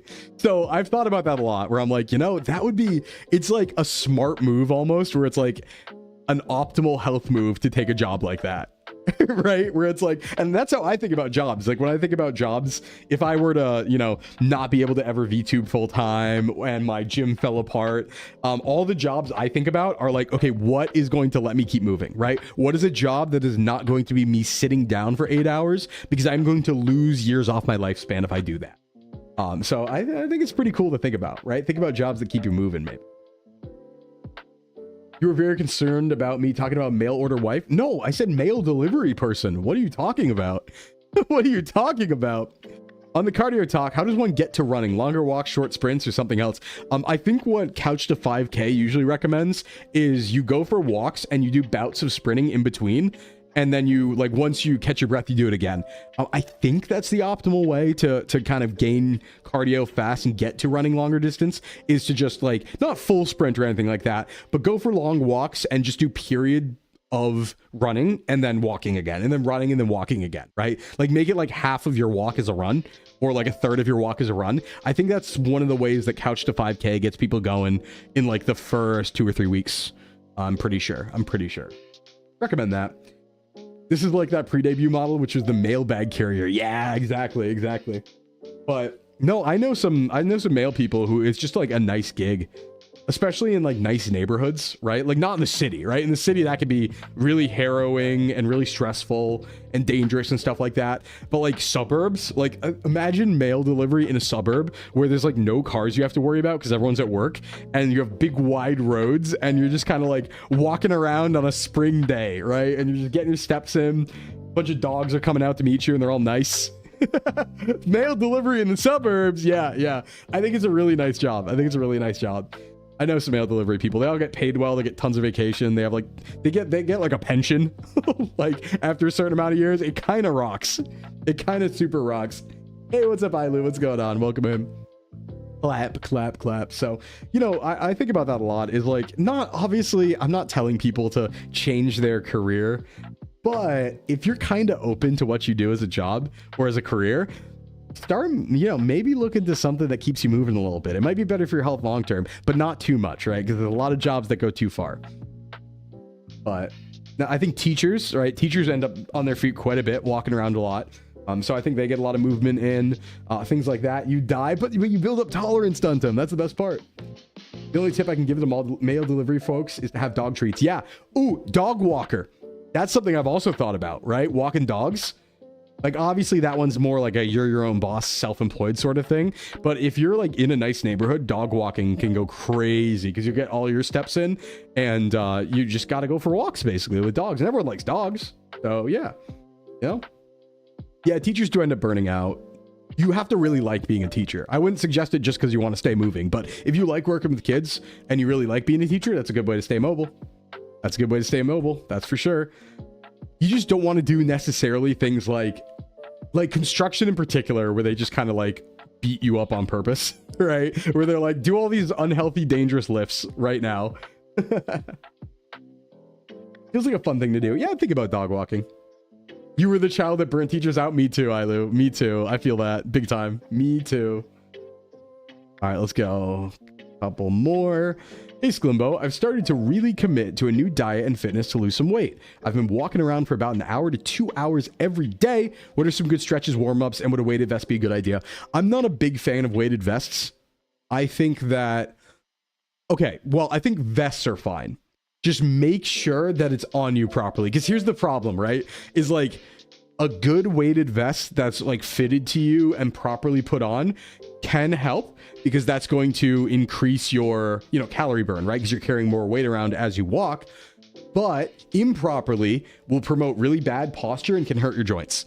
So it's kind of a risk, and you don't need to do it. I would say definitely don't do ankle and wrist weights. If you're going to do anything, do a vest, but you really want to make sure it's your good posture when you have it on and it's fitted, or else it can actually have an opposite effect and it can really crunch you over and hurt you.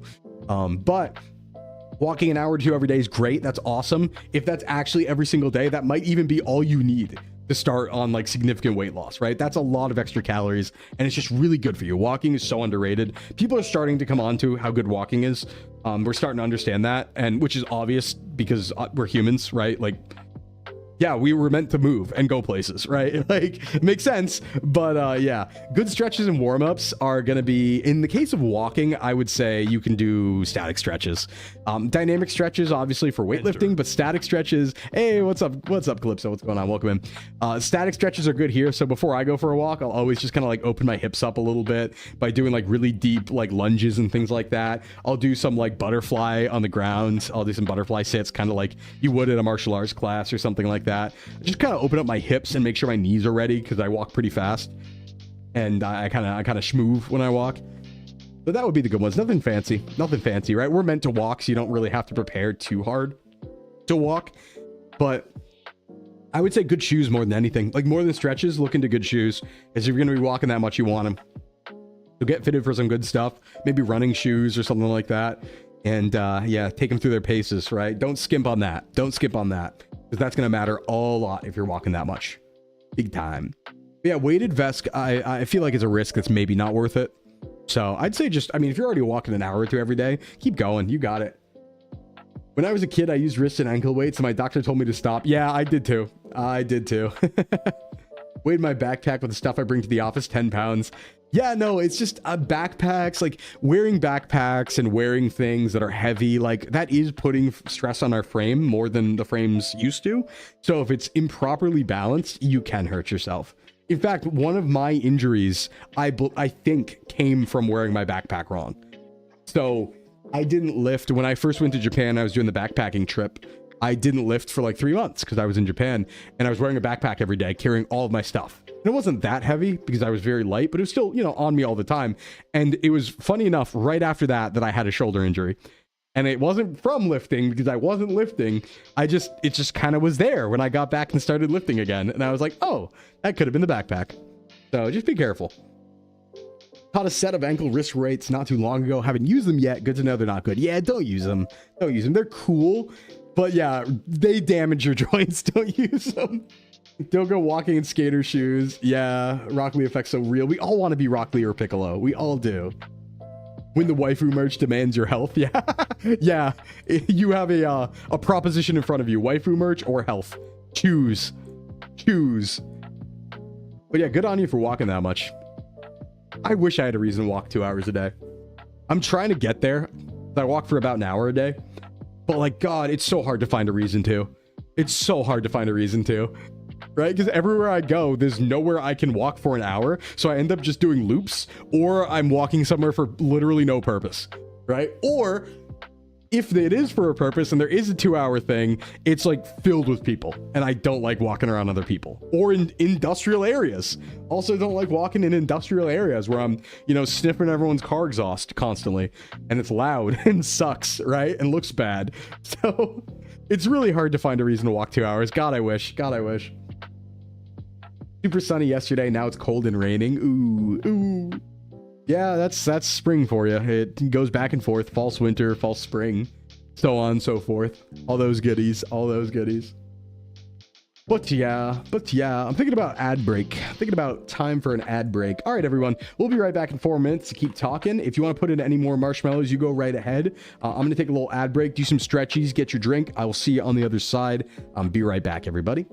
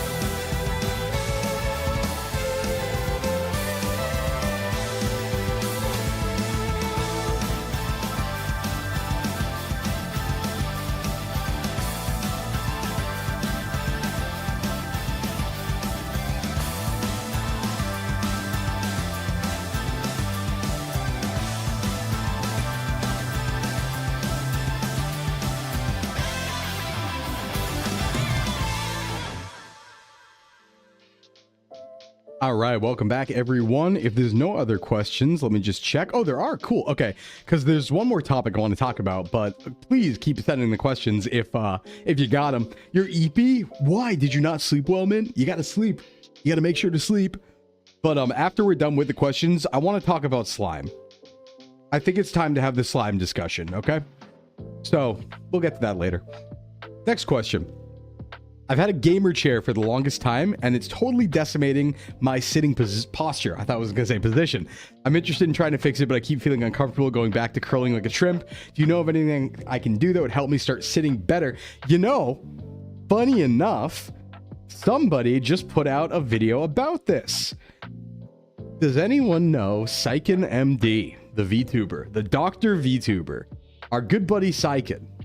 Syken just put out a long form video on his channel about chair recommendations, which I think is very appropriate, right? Because he's a doctor, that makes a lot of sense. And I feel like it's a little bit of an overlap between our two things, right? So no, absolutely. Check that video out. He did a really great job. Mint, if you know Syken, you can feel free to link that video in chat.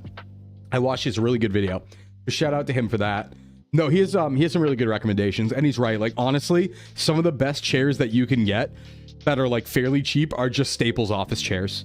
Like, those are better for you than gamer chairs are for the most part. How to spell? Syken is spelled like this. I believe that is the channel name. That straight up might be the full channel name. But Syken had a whole, I think, like 16-minute video about this. So yeah, on it. Thank you so much, Mint. Appreciate it. Syken did a good job with that video. So yeah, I would say you probably want to look into, on the cheap end, maybe going to a Staples near you if you have one, and getting a just straight up like office chair. I use $150 Staples office chairs. That's usually what I sit on. But yeah, they've had centuries of evolution to be the best. Exactly. Think of it a lot like a controller, right? Like, do you remember those stories back in the day? How people were using PlayStation and Xbox controllers to control drones and tanks? Well, because it turns out that not the military, the gaming companies have the most dev time in a controller that works best for human hands, right? Same way, gaming companies versus office companies. Who has better dev time in making a chair that's better for people, right? And submarines, right? And submarines.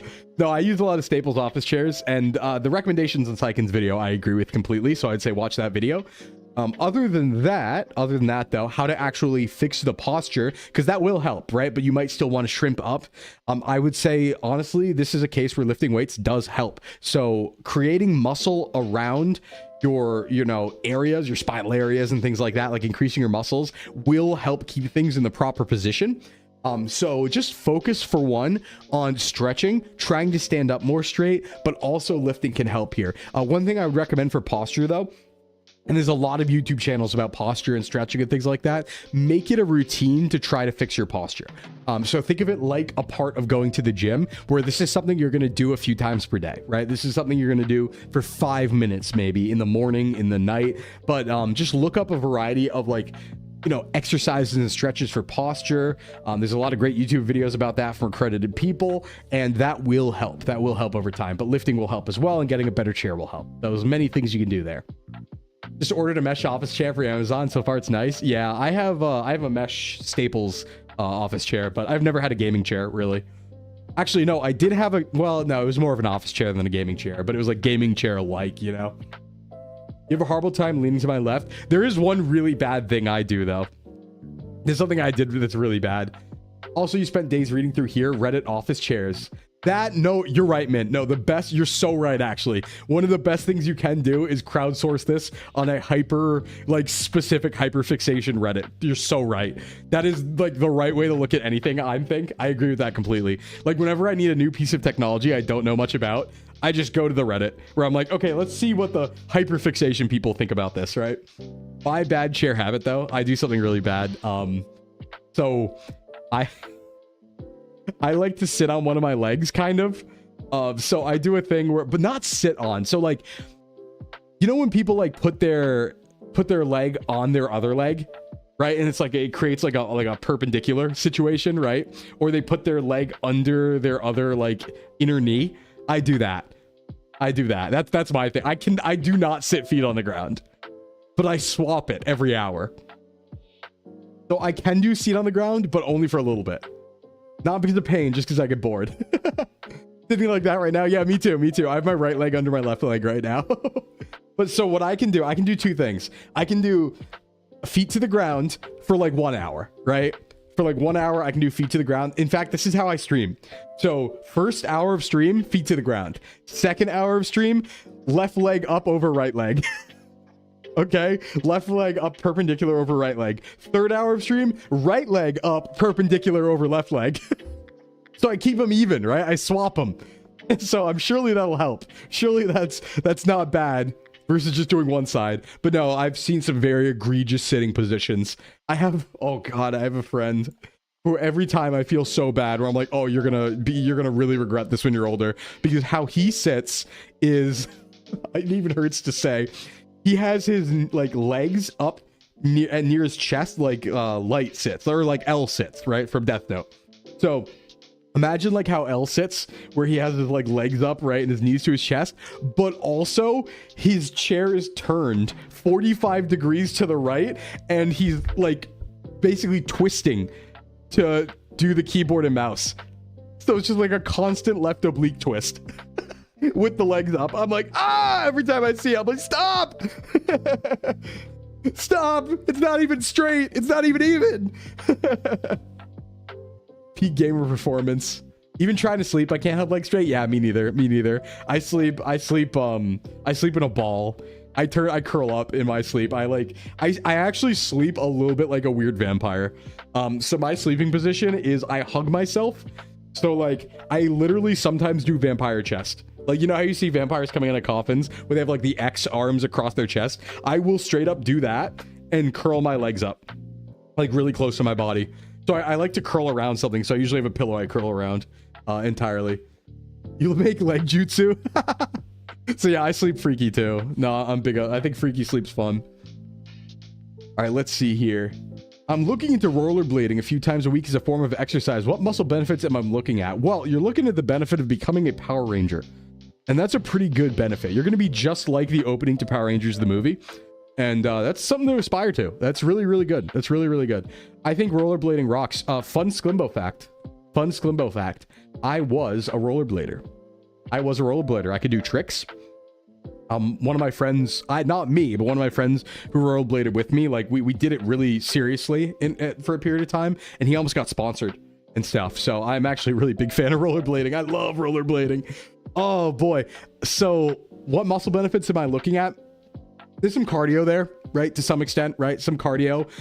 There's a little bit of abductor stuff going on because you're going to be kind of like swinging outwards on the push for sure. Opens up your hips a little bit. You know, it's not a huge muscle builder, just like cardio in general is not a huge muscle builder, but it's great for cardio and it's a fun thing to do. The one thing I don't like these days about rollerblading is I think in many cases the infrastructure is really bad. So I think some people forget, especially if you haven't rollerbladed in a while, how smooth you need the road to be. So word of warning before you spend a lot of money, you better have a really smooth road. Like there's a reason why roller rinks are polished and they are like sheened and pressed, right? Even if you just have a bike path and you're like, oh, that's good, try it first. Because I had a bike path nearby me when I tried last, and it was way too bumpy. Way too bumpy. Rollerblading felt like I was being shaken to my core. Felt like an earthquake all the time. Not great. So yeah, just be careful about that. I would say rent some and test it in your area before you invest if you don't already have some, because you might not be in a good area to rollerblade. It's really hard to find a good place to rollerblade. So just be aware of that. But no, it's a good exercise. I think it rocks. I think it looks really cool. So I'm a big fan of this. It also, I think, has the benefit of making you feel like you're cool and in the 90s, because then you go, whoa, radical, and you do like a kickflip with it, right? Shit rocks. So cool. Your boyfriend will raise his legs into a tent. No, I just curl up. I just curl up like a little creature. That's what I do. I curl up. Rollerblades are great for your core. Yeah, I'd say so. There's a lot of twisting going on, right? So a lot of oblique work. That too, which is good for your core. Yeah, you know, it's cool stuff. I like rollerblading a lot. It's just really hard to find a good place to do it. All right, guys, you can feel free to put in any more questions as we go here, and I will check back. But I did want to talk about slime. But let's talk about slime. Let's have a slime discussion, okay? We're gonna go back to the other screen. All right, let's talk a little bit about slime, everybody. Now, what do I mean by slime? What do I mean by slime? This is a term, Sclime. Yeah, no, this is a term that one of my friends invented. Okay, so serious talk about slime. Serious talk about slime. Movies and shows and media used to have slime, and they no longer have slime. What does that mean? Back in the day, right? 70s, 80s, 90s, there was a lot of slime in movies, right? Goopy slime, right? And we just have a slimeless existence now. Where's the slime? Where'd it go? But more than that, right? I think slime promotes a certain sense of like earnestness in a show. And I was thinking about this while watching One Piece live action season 2. And I will say definitively, I think One Piece live action season 2 is slime. I think it has slime, and that's a good thing. And that's a really good thing. You say in front of a green swamp? Listen, I think it has slime, and that's a good thing. So slime basically is the definition, and this is like a term that my friends and I use. The definition of slime is kind of like, oh god, it's hard to pin down, but you know when a movie has it or not. It's almost like movies that have, like, for one, practical effects in some cases, right? Or like really budget CGI can be a little bit slime. They also tend to be very earnest, right? They tend to be like very on the nose, very earnest. They're not like ironic, or if they are, like, I guess you can kind of make a slime movie on purpose, but it's harder to. Slime in terms of flabber, well, a little bit like flubber. Slime in terms of, like, you know, in horror movies in the 80s, there was a lot of slime. I think cheesiness. Slime is a lot like cheesiness, but it doesn't have to just be cheesiness. It encompasses a lot of things. But at its core, I think slime is not a bad thing. Slime is an older style of creation, I would say. A more honest style of creation. Like, the thing is slime. Camp. It's a little bit like camp. But a movie can have slime, or it does not have slime, right? And I would say One Piece live action season 2 has a lot of slime. Not only is there literal real slime, not only is there literal practical slime, which is a good indicator that your movie is slime. There's also some other things. So, like, there's a lot of debate online, and there's a lot of discourse online about One Piece live action season 2. I love it. I've seen half of it so far. Watched it last night. I really like it. I think it's great. I know some people were saying it's really cringe at points, and I'm like, no, you don't get it. That's slime. That's the point.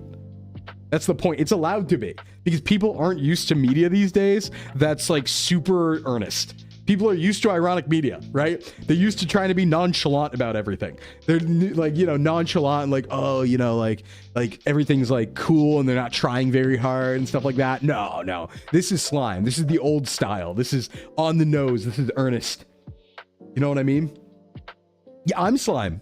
I would say so. The thing's effects are way too good to be slime. Yeah, it is slime, though. There's real slime there. And slime can also mean low budget, but can also just mean old, right? Like, even high budget old films are definitely slime. They have slime. But, like, I was thinking about this with One Piece. Like, one of the things they did in One Piece live action is Dory and Brogy. I was noticing this. Dory and Brogy are giants, right? And there are scenes where they're in the same shot and they're like CGI. And there's scenes where they're in the same shot as other people. And, like, they have actors, but you can tell they're CGI'd up a little bit. To make them look big, they just have the camera on the ground, and they're like looking over the camera, like they're stanced up over it, and like I showed you my blank, please respond pose. And I'm like, no, that's good. That's slime right there. We love to see that. Let me see if I can find a screenshot. I need to see if I can find a screenshot of this, because it's so good. And I'm like, no, that's really good. Hold on. One Piece live action. It's like mold movies. Whether movies were mold, good or not. Is this the same thing? This might be the same thing. Let me see if I can find a good shot that explains what I'm talking about. Oh, yeah, because they just have them like looking down at the camera. And it's really funny. Because it's like, yeah, I mean, that is one way to portray them as large. A very low budget way to do it, but it works. It sure does work. Oh, I can't find a good shot. Darn. But you get what I mean, right? They just like have the camera on the ground and they're looking over it. Mold didn't necessarily mean bad and often did not. Yeah, exactly. It's like, I think that we forget at some points that like things are allowed to be silly, right? Like you can, One Piece is silly. One Piece is silly. One Piece, and talking about One Piece as a whole, right? There's a misconception, this big misconceptions about One Piece, and you can see it on YouTube. You can see it on YouTube. Like there's a lot of videos about like One Piece power scaling and like, you know, like fake videos about like, oh, Luffy's killing this guy and he's you know, beating him up and he's bleeding and Luffy's really angry. It's like, that is not what One Piece is about. One Piece is a shonen and it is a battle shonen. Yeah, absolutely. But it's definitely not about power scaling. Let's be honest. That's like the least power scaling like shonen of them all. Because it's just goofy and it's meant to be silly. Like it's a silly manga. It's a silly show. There's cool parts for sure, but it is not like aura farming is not the point of One Piece. All to say, right? And so I think the live action being a little campy and being a little over the top and like really earnest and stuff like that and goofy makes sense. I think it makes a lot of sense. There are things that I would say in One Piece live action that like aren't accurate adaptations, but work really well, you know? Jumanji is slime, for sure. For sure. Here's your first watch on the Mold movie list. Yeah, Jumanji slime. Jumanji for sure is slime. I just, you know, it's rare. It's rare you get a modern, like big talked about slime film or slime media. But One Piece is definitely hitting that for me. Definitely hitting that for me. It is crazy the casting on One Piece though. Yeah, I love that for us. That is the same thing. The casting on One Piece is absolutely nuts though. For anyone who enjoys the series, I feel like, where did they find these people? How did they find the real life versions of all these people? It's actually messed up how like accurate some of them are. I was like, where did you find these dudes? What the hell? That casting director is cracked. Absolutely cracked. Absolutely cracked. Even decisions that like are different from how they're portrayed in the manga end up to me at the end feeling like, oh no, wait, that's a really good idea. I didn't think about that. That's really good. Wrote an essay for uni on One Piece and about how its theme slowly shifted with the aging of its target demographic. That's pretty cool for you. That's pretty cool. I'd like to hear your thoughts on that. I'm a newer fan of One Piece. Like I didn't start it until I was 27, I think.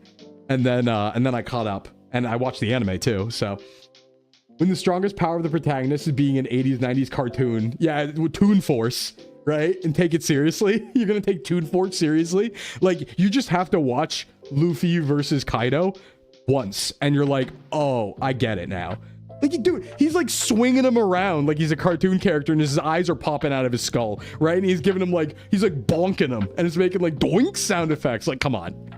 It's sick. It's cool. But like, let's be real on what it is, right? 1970s Sinbad movies. Ooh, that's probably slime. Just watch Fist of the North Star on loop like a 300-pound iPad kid stimming. That's so sick. Yeah, Fist of the North Star is really cool. That's really cool. I wonder if there's slime anime, right? That's a different thing, right? Because they're all animated, so it'd be hard to find out if there's slime anime or not. But I guess there could be slime anime. Hey, what's up, Phantom? Welcome in, Raiders. What's going on? Welcome in, everyone. My name is Sclimbo from Sox VTubing Agency, certified Sclimbo and self-improvement VTuber. What's up, gamers? What's going on? We're talking about slime.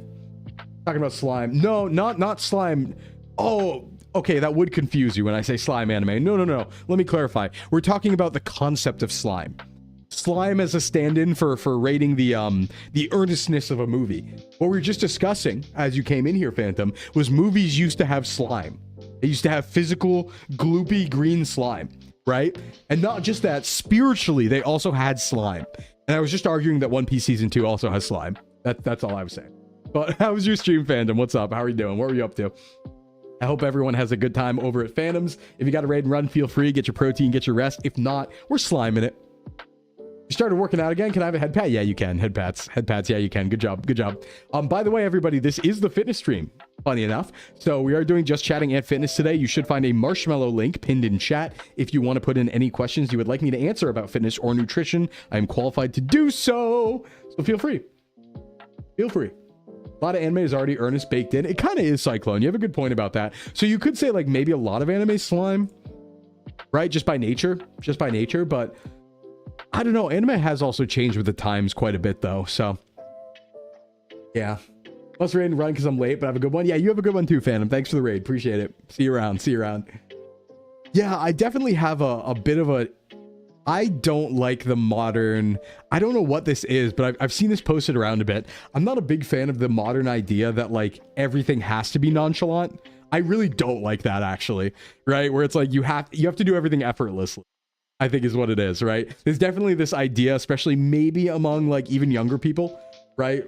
Where like to be cool, you have to do it all effortlessly. Like you have to, you know, just casually be nonchalant, and you got to get everything you win. You have to do, you know, you actually weren't trying that hard, right? Like, oh yeah, it's not actually a big deal and stuff like that. It's like, oh, I don't like that. I don't like that one bit. No, I like being, you know, hyper passionate about the stuff you're into and trying really hard, right? Hard work, broccoli in it with everything. So I do not like this idea. You have to pretend that everything is chill. Right? You have to pretend to be like, oh, it's easy, right? Oh, so easy. No work at all. It's like, come on, come on. It's like frauding. It's like taking steroids and pretending like you're natty. Nonchalant's fun sometimes. Not everything has to be like that. Yeah. I wish we'd get over the era. I want to get back to the era of like, you know, taking things up front, face value, high energy stuff, and like camp. Oh, I want to get back to that era so bad. Not everything has to be a deconstruction. Not everything has to be depressing. Not everything has to be like humans were the real villains all along. Just get me out of here, man. Get me out of that. Oh, it's so tiring. Started watching Lucky Star for the first time. Anime's changed a little bit overall. Oh, of course. Yeah, of course. I mean, methods too, right? And creation. If every anime was solo leveling, it would be so boring. Yeah, but the problem is a lot of anime are becoming solo leveling. There's a lot of those. There's a lot of those. This is why we have to Steel Ball watch along. You're right, but I'm going to be away, so. 2005 was the last time I felt real. Damn, Cozy. I'm sorry to hear that. You can be real any day, all right? It's up to you. Even if the world's not, you can be real. You can believe. Got a lot of questions about overtraining recovery. Should I put it in the marshmallow or can I ask here? Either, whatever you prefer, Gungan. Whatever you prefer. Feel free. Ask away. If you put it in the marshmallow, it'll be easier for me to not lose them. Because if we talk about multiple questions, then I can like, you know, go one at a time rather than lose it in chat. So that would help if you're doing multiple. So just keep that in mind. Steel Ball watch along. Unfortunately, I don't think I can. The day it comes out is when I fly out to Caricon. So I will not be around. Unless it comes out at like midnight and I did it really early in the morning. That would be the only way to do it. Even then though, probably not. No, because it'd have to be so early. Oh god, yeah, it'd have to be like 6 a.m. Like it could not work. It could not work. Yeah, maybe we'll do it. Maybe we'll do it when I'm back or something. Yeah. Silly Horse Girl anime does that pretty well. Yes, exactly. People trying their best. Silly, goofy, sprinkle of aura. I think that's one of the reasons why people like it so much, right? People are attracted to that sort of thing. People are attracted to things that are people that are trying hard, right? Like, I mean, let's just talk about the idea of Haru Urara as a whole, right? Never wins, trying her best the whole time. The horse too. And everyone loves her for that, right? That's what it's about. We love our Rock Lees. We love our Rock Lees so much. Let's not pretend like we don't. Come on. If everyone else can hold in their hype, yeah, that's fair. That's fair. You don't have Netflix? Yeah, I mean, I also don't have Netflix, so I can wait too. I guess I'll wait too. Jeez. Okay, let's see here. Question did just come in. Okay, this one, hold on. I'm not even gonna go to the screen for this one because this one's simple. The question just says chest workout that don't use weights and broke. The push-ups. Just do push-ups. Just do push-ups. Just they're great. They're great. You can variate them at any point to make it as hard as you need to. Even professionals can get a lot of gains just from doing push-ups. You can increase the difficulty by slowing it down, by getting yourself going deeper, by like putting your hands on blocks. You can do decline push-ups. You can do incline push-ups. So many types of push-ups. As effective as bench press if you know what you're doing and you stress yourself hard enough on it. Just do push-ups.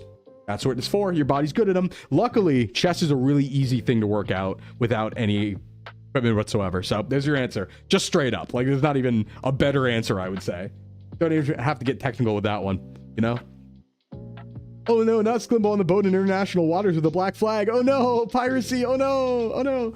Hey, what's up, Kindred? What's going on? You popping in to say hi. Well, let me pop into your mind and say hi too. Hey, what's up? What's going on? What's going on? How you doing? How you doing? But yeah, just been thinking about slime.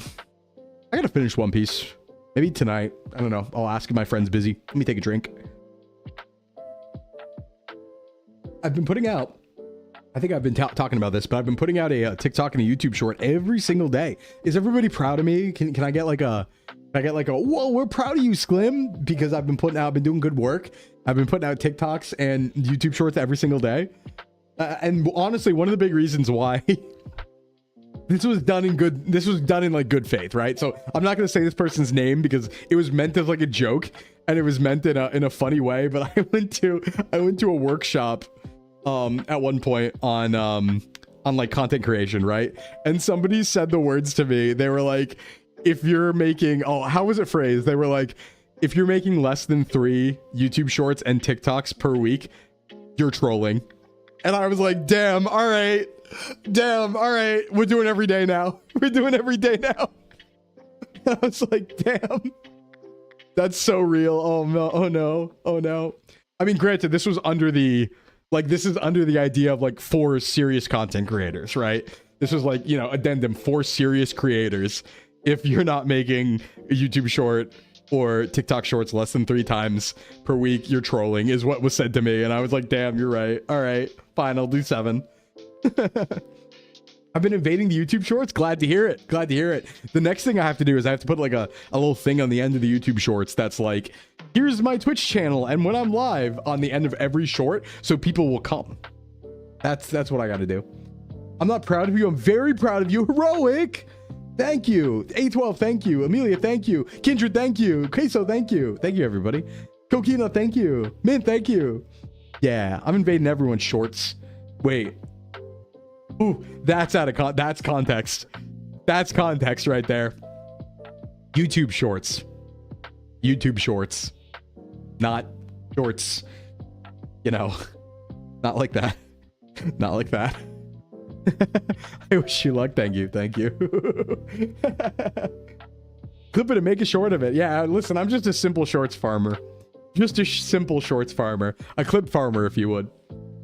And he's invading shorts and ass blasting. I didn't say it. You said it. I didn't say it. Well, I did say it, but only because somebody else said it. That doesn't count. That's a yummy snack. That doesn't count. That's my streamer. Oh, man. Oh, man. Hey, tomorrow, everybody, don't forget, we're going to be doing our cooking hand cam tomorrow. Get that little breakfast to show you. I got all the ingredients. Unfortunately, some of the claims I made might not live up to them because I got the wrong type of thing. But it's okay because it is real. It will be real. It's just that some of the exact grammages that I talked about are not correct. But that's because I got the wrong, they were out of the type of thing that I needed. I'll talk about it tomorrow, but get ready for that tomorrow. We're doing our cooking hand cam optimal protein breakfast recipe. Hey Buck, what's going on? Your health and fitness streams have been so helpful. Down 2 belt notches, down 15 pounds. Let's go, Buck. We do it for you. We do it for you. Hell yeah. That's what I love to hear.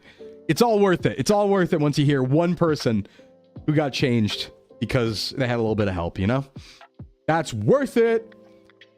Cooking slime in a cauldron. We're cooking it up. All right, another question coming in. Oh, this is a big one. Let's take a look. Let's take a look. But I'm glad I can help and I will continue to do so.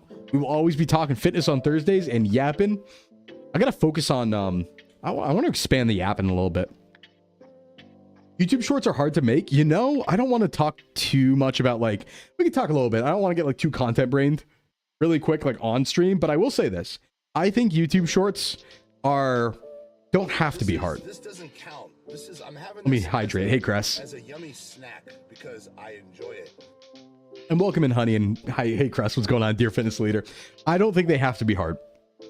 So, looking at YouTube shorts, I am of the belief. Don't trust me on this. I'm of the belief that YouTube and TikTok shorts are more or less gambling. I've talked about that idea quite a bit, right? I think all you need to do is... Okay, the hardest part about making shorts is rewatching VODs. You don't have to do that. Here's my recommendation. Twitch on the Stream Manager has a built-in stream marker, okay? It's right here. I'm looking at it right now. It's a built-in button that adds a marker to my stream in the VOD whenever I click it. All I do for most of my shorts is I sit here and if something funny happens, I press that button. I take 3 minutes after stream to go and clip it myself and download it. I put it in a folder, and then I turn it into a YouTube short, right? And all I do, I swear, and this is the crazy part, is like YouTube and TikTok shorts especially do not necessarily have to be high effort. A lot of people get a lot of engagement and interaction just off posting clips. You don't even need to, like, it's good to make scripted stuff and really highly edit it, don't get me wrong, but that's your premium content, right? That's your premium, and I'm going to be working towards that too. But like day to day, if you just want to be posting every day, you can slop them up. All I do straight up is like the internal Twitch editor. Hey Geisha, what's up? Thanks for the Prime resub. Getting the doom scrolling audience. The internal like Twitch clipper has an option to split it, so it's your model and the gameplay, or like whatever you're doing, or you can split it as like a top and a bottom, right? In it already comes in vertical view. I literally just download that and I slap auto captions on it and out the door in like 10 minutes. 5-10 minutes each short. Bam, bam, bam, bam, bam, bam, bam. If you have enough gameplay clips or funny clips, all you got to do, and then you put them up. All you got to do. In fact, it's crazy, but some of the clips that I felt the least confident about, that were the easiest to make, did the best compared to ones that were heavily edited. It's not saying heavily edited ones are bad at all. In fact, I think the best way to do things is throw out your clips. Like if you're serious about it, get your clips going and just do them every single day. Just like throw them out there, like 10 minutes, 20 minutes editing each one. Bam, bam, bam, bam, bam. And then also make a couple of very nice scripted ones per week. That's my recommendation. That's what I'm going to be doing. Doing some hands-on work this time. Bit on the train. Next change of pace. Nice, nice. Rig up a physical big red button to be tied to the Twitch button. Yeah, a big button you press whenever you want to clip something. The important part is hitting the marker button. Yeah, you just got to do it. That's why I make sure it's always on my screen, on my second monitor. So it's not like I have to tab anything. I just press the button, right? Just press the button. And then obviously, chat helps a lot too, right? If there's a clippable moment and chat clips it, then I just look through my clips every week and I just grab the ones I like to make shorts out of. Like when you work multiple days on a bit, some stray fart joke gets more reaction. Yeah, and that's the reality, I think. Like, I think, unfortunately, the reality is that effort doesn't necessarily, like, you can put a lot of effort into something and it totally flop. And so I tend to play a gambling game. And again, this is not the best advice, because there's a spot, and I think high quality content's great. Like, I don't want to not have there be high quality content because it's really nice, but like, sometimes you can just quantity over quality, straight up. Now, not to say that things are bad quality. Like the clips, I would say the content of the clips is good. It's just that it's not highly edited. So let's clarify that, right? It's not throwing up like a random clip of nothing happening. You're throwing up something funny that happened that is good content in its own right. You're just not spending a million hours editing it. And then you're getting it out the door. That's what I tend to do. So, you know, been consistent on drinking more water. Nice. Take that into consideration. Yeah, no problem, Rocky. I love that one short you made of the suit guy showing up and handing you brick, and I didn't even make that one. That was made by Puns, actually. So I should clarify too, right? I do have somebody who edits for me as part of SVA. So Surd does make some of my YouTube shorts, right? You can tell when Surd makes them versus when I make them, because Surds are infinitely better than mine. Right? That's how you tell. If there's editing at all, Surd made it. Surd made it. So yeah, Puns and Surd, the goats. Absolutely. Absolutely. So don't get it twisted, right? I do have help. So, but I would say, like, you know, I can put out 7 just shorter clips of just like less edited stuff. Absolutely. Really fast. I think it's good to do post-stream work sometimes. You know, like one thing I do is whenever I get off a stream, I always end a little bit early. So I don't just like, unless I really am running out the door because I was late, I'll always end stream. And the first thing I do before getting up is I go and I make sure I clip all those things from my stream markers, right? And I make sure I have them already. I just go and get them ahead of time. And then later, usually on Sunday, I sit down for a couple hours and I'm like, all right, let's make 7 shorts. Bam, bam, bam, bam, bam. Schedule them all. Get them going. Same thing for TikTok. Get them ready. Easy peasy, right? But I make sure it's done so I don't forget about it. Absurd. It's not too bad. It's not too bad. But yeah, they're pretty good at it. Okay, let me answer this question because we are fitness talking. But I had some severe overtraining in 2022, 2023 with blood in urine, kidney scarring, hospitalization, even my leg, arm, and chest hair fell out. Oh my God. Was that oh God, was that rhabdo or something worse? Hairline was already receding though, and that was just the Norwood Reaper. I've never been able to return to that performance natty the whole time. Read some 2024 meta-analyses, and going weeks without any exercise or chores makes me feel better. I'm wondering if you have a protocol or a suggestion. Okay, let's see. This is 2022, 2023. Natty the whole time. Read a meta-analysis and going weeks. Are you saying you read a meta-analysis that going weeks without any exercise or chores makes you feel better? Wondering if you have a protocol. God, this is pretty individualized because I don't know exactly what happened to you, so I can't give a good protocol because I have a lot of symptoms, but I don't know like what the diagnosis was, right? And I would say that whatever it is, you probably have recovered, but part of the reason of never being able to return to that performance is probably because you had to take that much time off. It would take you a long time to return to that performance. I'm going to assume that you didn't start training in 2022. I might be wrong about that, but if the overtraining was in 2022 and 2023, you probably started a lot earlier, and you have to build yourself back up again because what could have happened here, especially with like the kidney scarring and stuff, makes me think this might have been, this like could have potentially been rhabdo, in which case you basically pissed out your muscles, right? And if that's the case, you do have to build them again completely, pretty much. I would say, yeah, going weeks without exercise or chores makes you feel better. Do you still feel bad? There's a lot of other questions I want to ask here. Like, one, do you still feel bad generally? Like, have you not fully recovered? Or do you feel good day to day, normal day to day? Or do you feel bad because you're not exercising, because you're not at the performance level you were at? There's so many questions I have to ask here first before giving you anything, I'd say. It's really hard to give just right from here. Been lifting 7 times a week. Okay, yeah, don't stop that. okay, Gungan, stop, don't do that. All right, yep, that's too much, absolutely. So here's a case study. Gungan says, I've been lifting 7 times a week to failure, zone 5 cardio daily. No, please do not. That is doubly overtraining. Been adding more and more recovery. Yeah, please do. So my recommendation for protocol is stop this entirely. Don't do that. I like, honestly, especially if you're still recovering after all of that and you've been adding more and more and you still don't feel good, if that's the case, you got to cut it way down. You got to go to like, take some time off and lift 2 times a week straight up. And don't do zone 5 cardio daily. Do it like 3 times a week. Or something like that. Like literally take your lifting and cut it into a third right now. No joke. I know it's crazy. You're not even getting any benefit at this point, I would say, out of all that lifting, right? Again, we have to remember, there's a concept called maximum recoverable volume. There's an amount of lifting that you do every week. We'll say over a period of a week, right? Obviously, the human body doesn't work on a week clock, but same idea. There is an amount of volume that is effective for growing your muscle, right? And then past that volume, any more exercise that you do, which you can do, you'll still be capable of lifting weights, maybe even to the same failure, but it's not doing anything for you. All it's doing is hurting you because it's cutting into your recovery because you've already hit that maximum, basically muscle protein synthesis response, right? Now that amount is actually way less than a lot of people think. Somewhere to the order of, for most people, 10 to 20 hard sets per week per muscle group. So if you're doing 15 sets of chest already to failure, you don't need to do any more than that. In fact, you're harming yourself by doing more than that. So don't. Because all you're doing, and this should be a good thing, right? Because what I'm telling you is you can have more of your life back. Here, have time back because you don't need to spend it working out, you know?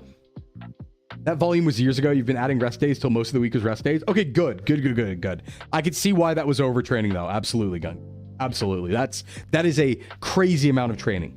That was way too much. That's for sure. But yeah, I would say in this case, did you ever fully recover, or is this a situation where you're still recovering? I guess would be my first question. Because I would say cut down to like a third of that, right? Maybe lift twice a week for a little bit and like do like light to medium cardio 3 times a week, right? Don't even go crazy. You might need to like come back to a homeostasis before you do anything crazy if you're still recovering, right? Like maybe you never did fully recover. Maybe you just got out of the hospital. Depending, but I don't know though. So doctor diagnosis takes precedent there. You only took your first week off ever this year? Yeah. Okay, so that is the problem. You're just training too much. So even people who, you're definitely an advanced or intermediate lifter at this point because you've been training for so long, right? So you need to take like a week off every like 9 to 10 weeks. Recovery is a foreign concept. Yeah, well, it's going to be your best friend. It's got to be your best friend going forward. You need to take, yeah, probably like a deload week every 8 to 10 weeks, but I would say reduce your lifting significantly. Do like 2 times a week for a little bit. You can move to 3 afterwards. That's fine. Don't go over 4. Don't go over 4 for heavy lifting, and make sure there's rest days in between, and you're never working the same muscle twice in a row. Okay. So you can do like a hard chest day or like a hard push day and then a hard pull day back to back. That's fine. Once you're recovered fully, but never do the same muscle back to back to failure 2 days in a row. That's your rule going forward. Okay. And then besides that, I would say that every 8 to 10 weeks of lifting, take an entire week off, or an entire week where you're only lifting half of your normal weight or reps. So if you're benching 260, I want you benching 130 for that week. Okay. But you want to take a week break every 8 to 10 weeks, and that is a recovery week. That is meant to be recovery week. You can't just hit it over and over and over again to failure forever, for weeks with 0 breaks. That will also wear you down over time, because if you are going to failure, you're probably slowly eroding. You're not recovering fully, right? Every single time. You're just slowly, central nervous system and muscles aren't fully recovering, and you're just kind of increasing the danger every time. That's how you get injured, right? So take a break. Take a break every 8 to 10 weeks. Yeah, that's what I would say. Recommendation being, I mean, you definitely overtrained, right? But I will say good hustle, right? You worked really hard. So that's clearly not a problem. Clearly working hard is not your issue, and that's a good thing, right? So good silver lining there. But I would say for now, yeah, go to like twice a week, full body or something like that, close to failure. Once you're recovered, and then 3 times cardio for a bit, and then maybe you can think about going up from there. But also take a week off every 8 to 10. How much zone 2-3 cardio can I stuff in? I would say like 3 times. That's what I'm talking about, like 3 times a week. I would say don't even do zone 5 for a little bit. Just straight up. That may be the firmest I've ever heard me be, and being it for someone's health is such a good reason. Yeah, sorry if I was a little firm there, but yes, that is definitely too much training. My apologies if it came off firm. That's just way too much training. Way too much training. Yeah, and you saw, right? You saw in 22, 2023 what happens. So, yep, please back off. Should add I was 330. Stop force feeding. I'm down to 250. Nice. I mean, that's killer work. Good job there. Awesome job there, right? But yeah, that's too much. That's too much. What are these zones you're talking about? Heart zones, A12. So, cardio zones are generally defined by where your heart rate is. So like a certain zone is going to be what your heart rate is, right? You get what I'm saying? Like where it is consistently. So they range from like 1 to 5, right? 1's like light warm up. 5's like maximum effort. You are dying, basically. And then people talk a lot about zone 2 to 3 cardio. Think of it like percentages, right? Like a warm up is like 50 to 60% of like your maximum heart rate, because everyone has a maximum heart rate. That is like the highest their heart will go. Zone 1's like 60 to 70%, zone 2 like 70 to 80, zone 4 80 to 90, zone 5 90 to 100. So 90 to 100 cardio is like you are going to explode. Your heart is going to explode. It's at its maximum possible pumping, basically. So most cardio when people are jogging, for example, is usually 2 to 3. Like bicycling, jogging, most people want to stay in zone 2 to 3 of cardio. Like elevated heart rate, but nothing crazy. Zone 5 is like you're doing high intensity interval training. You are crushing it, right? Learn something new. Yeah, no problem. That's what we're here for. That's what we're here for. But yeah, please rest. Please rest. All right, next one. I got adjustable weights recently, but was wondering how to tell if the weights are too light or heavy. Can you recommend how many reps or sets to do per different lift or exercise? Depends on the lift and exercise, but let's see here. How to tell if weights are too light and heavy? Well, if you can't lift them, they're too heavy.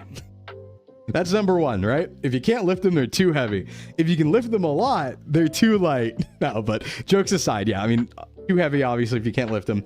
But generally what you want to do is depending on what you're aiming for. So if you want to train strength primarily and all you care about is being strong, then I would say train in a range that promotes strength, which is you're going to be doing less reps and you're going to be doing higher weights. So a good range for that would be somewhere like maybe 4 to 8, right?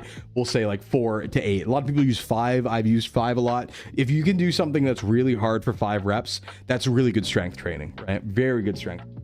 On the other end, if you want to, you know, work on, I would say like size is how we generally say it, like bodybuilding style training, you'd be doing higher reps. You'd be doing maybe like 15 reps. You'd be doing 20 reps. I wouldn't go too much higher than that. Then it kind of becomes a problem where you're being limited by your cardio first and not your muscle, because you want to take the muscle to failure, right? So a lot of mistakes that people make, and I think circuit training's like this, where back in the day in like the 80s, everyone used to do circuit training.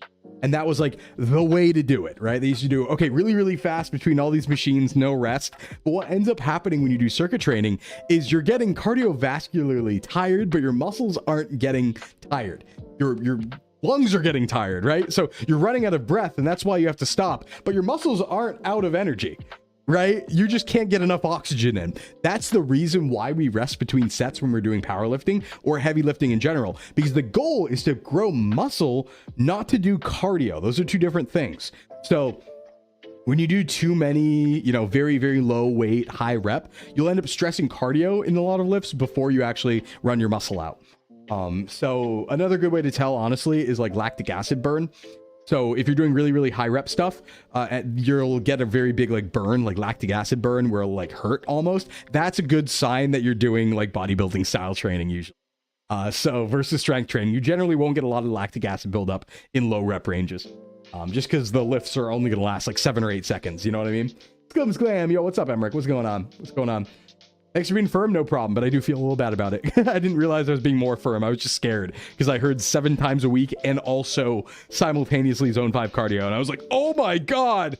What am I training if I'm given a light weight with 100 reps? Yeah, that's cardio.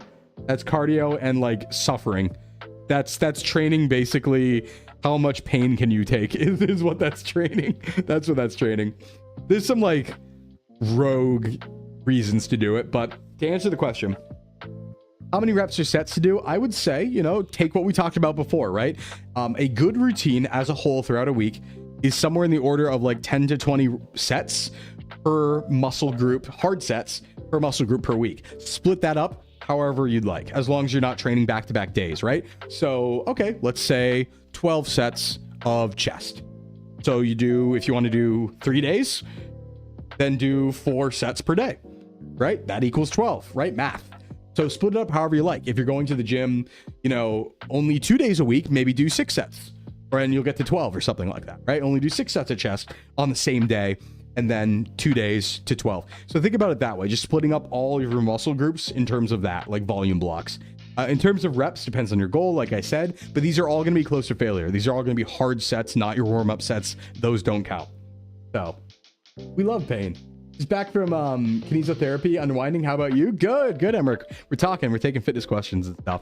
So if you're new to lifting, if you have new weights and stuff like that, I would say, yeah, just you'll know if it's too light or too heavy by how long it takes for you reps wise to not be able to do it anymore.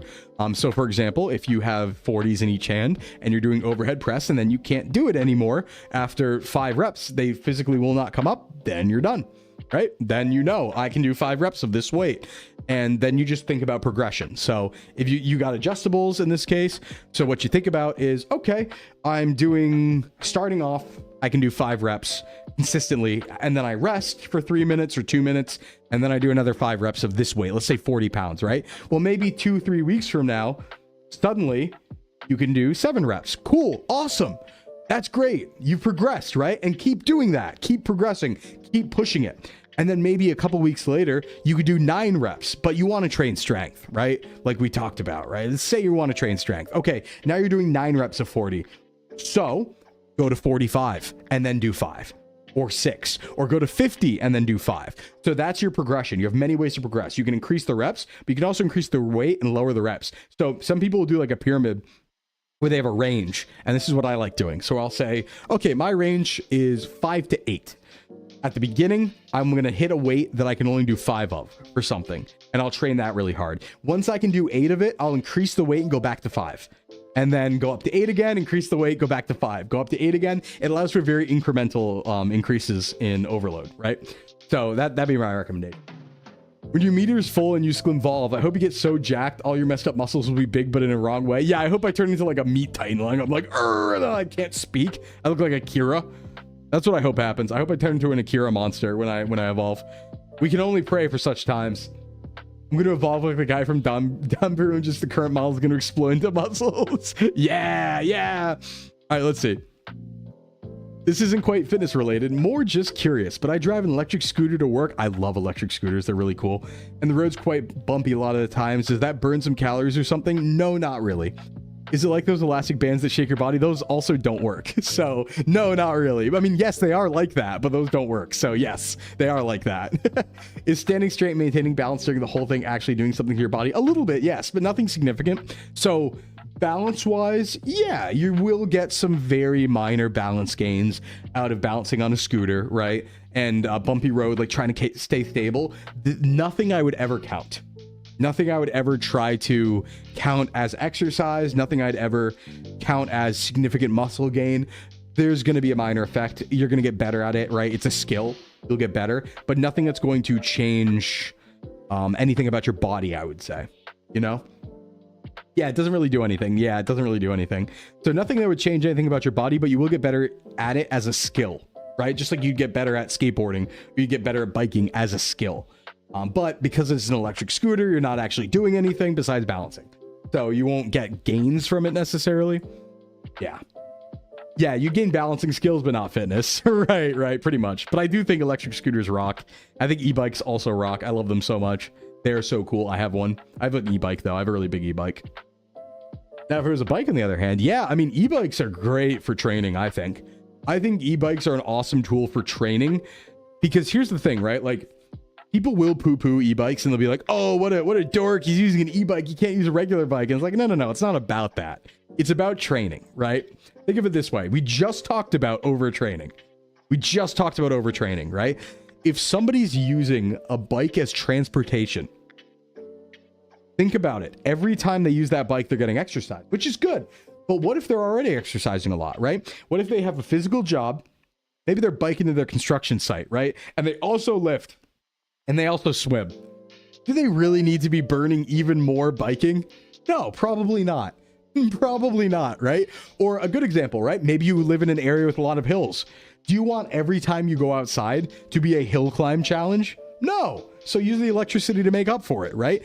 Every time you transport does not have to be a workout. That's why I like e-bikes. Sometimes I don't want to get sweaty. Sometimes I just want to go get groceries and I've already worked out enough that day. So then I just kick up the assist on my e-bike and I don't do more exercise, right?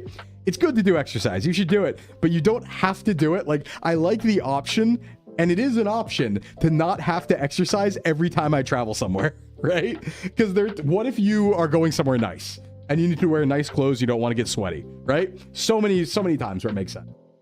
You use it like a regular bike to train, and when you're done, just switch it on electric? Yup, exactly, Lance. So one thing I'll do, because e-bikes are heavier, I'll train really hard on my e-bike with no assist, and then when I've completely tired myself out, and I am 10 miles away from home, I'll e-bike back. Right? I burnt myself out. I've done my exercise, right? I'm really tired by that point. I don't have, like, I'm not getting snacks or anything. And then I'll just coast on back, right? That's how you use it. Use it like a training tool. You can turn it into transportation at any point with the flick of a button. I think it's awesome.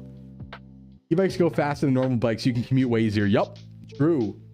And, you know, they did implement laws for age limits. I think that does make sense, right? Like, people don't drive until they're 15. We probably don't want 11-year-olds going 30 on an e-bike in residential areas. Probably not a good idea. I don't mind the assisted e-bikes at all. I'm not a fan of all the people that mod their e-bikes. Well, that's a Suron. That's different. There's a type of e-bike called a Suron. I think it's a brand. Those are motorcycles. Those are just straight up motorcycles. Surons are electric bikes that look like motorcycles, don't have pedals, and go 60. Like, what are we doing at this point? Obviously, that's not an e-bike, right? It doesn't even have pedals. It goes 60. What are we doing? Until the children are jousting, we've not gone far enough. All right. Whatever you say, man. Whatever you say. But yeah, no, I think e-bikes rock. It's a great training tool and transportation tool. It just gives you more options, right? And that's the thing. I like things that give more options because nothing says you have to e-bike everywhere. In fact, like most of the time when I travel, I do put the assist on. But I just put it at a very low level. But what that does do is it gives me a consistent curve of expenditure, right? So, you know, if there are hills where I am and there are like, you know, variations in grade and things like that, turning on electric assist just stops those from being a problem. You're just having a consistent output the entire time. And even if it is like, it's a high heart rate. So like, say what I'll do is if I'm traveling, I'll go to like zone 2, right? Talk about cardio again. I'll get my heart rate to zone 2 or 3, but the assist lets me keep it there consistently because it's going to help me on any section that is harder than that, you know? So that's pretty cool. Say I get to work at 7, leave at 12. Would it be better to just use the train when going to work, when coming back? When coming back seems more logical. You get to work at 7, leave at 12. I'm going to assume that's like noon, 12 p.m. Use the train when going to work, when coming back. Well, if for me, I would e-bike or e-scooter back because I wouldn't want to get sweaty at all or rained on going to work and then having to sit in it, right? So I'd always use it on the way back. But I would say that, like, I mean, if that's not a problem, probably better to take the train back because it'd be less crowded, right? Because if you're going during commute time, if you're taking the train at like commute time in the morning, probably be pretty crowded, but not at noon. Yeah, imagine getting into the office super sweaty. Yeah, no, absolutely not. I do not want anything to do with that. So yeah. When my e-car was in the shop, I was looking at getting an e-bike for my commute. You have to go into a river valley to get to work. Yeah, no, I think e-bikes rock. More people should use them. They're also super efficient. They're so efficient. I saw this graphic, and this feels like a fake graphic. This feels not true. And it's also not something I think about too much, but I did see it, and I need to talk about it. I saw a graphic that suggested that e-bikes were actually the most optimal form of transportation for the environment, because apparently the energy it takes to, and this doesn't make sense to me, like there's no way this can be true, right? But the energy it takes to produce and charge an e-bike is actually less energy than the food required to eat and walk the places yourself, right? Like the energy you need to fuel yourself is less efficient than an e-bike. And I was like, wait, no way. There's no way that that's actually the most efficient form of transportation for like the environment. But like, I don't know. Maybe that's true. That seems crazy. But oh, wow. Oh, use the bike to train, not the train. I read that wrong. Oh yeah, use it to come back. Absolutely use it to come back. You don't want to be tired from training when you get to the office or sweaty. Absolutely use it on the way back. Because then you can also get like protein on the way back, right? Not interrupt. You can have a meal right when you get home. Do people just haul their e-bikes into the office with them? Yes. Yes, they do. Or they have like a garage for it in fancy places. But yeah, it getting stolen is always a problem. That's actually a big problem where I'm at, which is really unfortunate because I could theoretically e-bike to a train station, which is really nice. But if I ever did that, it would be gone. It would be gone the next day.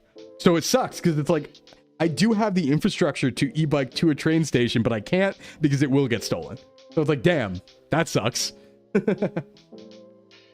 Yeah, it's different types of energy. Yeah, but it is funny. It is funny. That's the same sort of energy as the study about water and diet sodas being better than water for weight loss. Same energy as that, where it's like, no way. Come on. What are we talking about?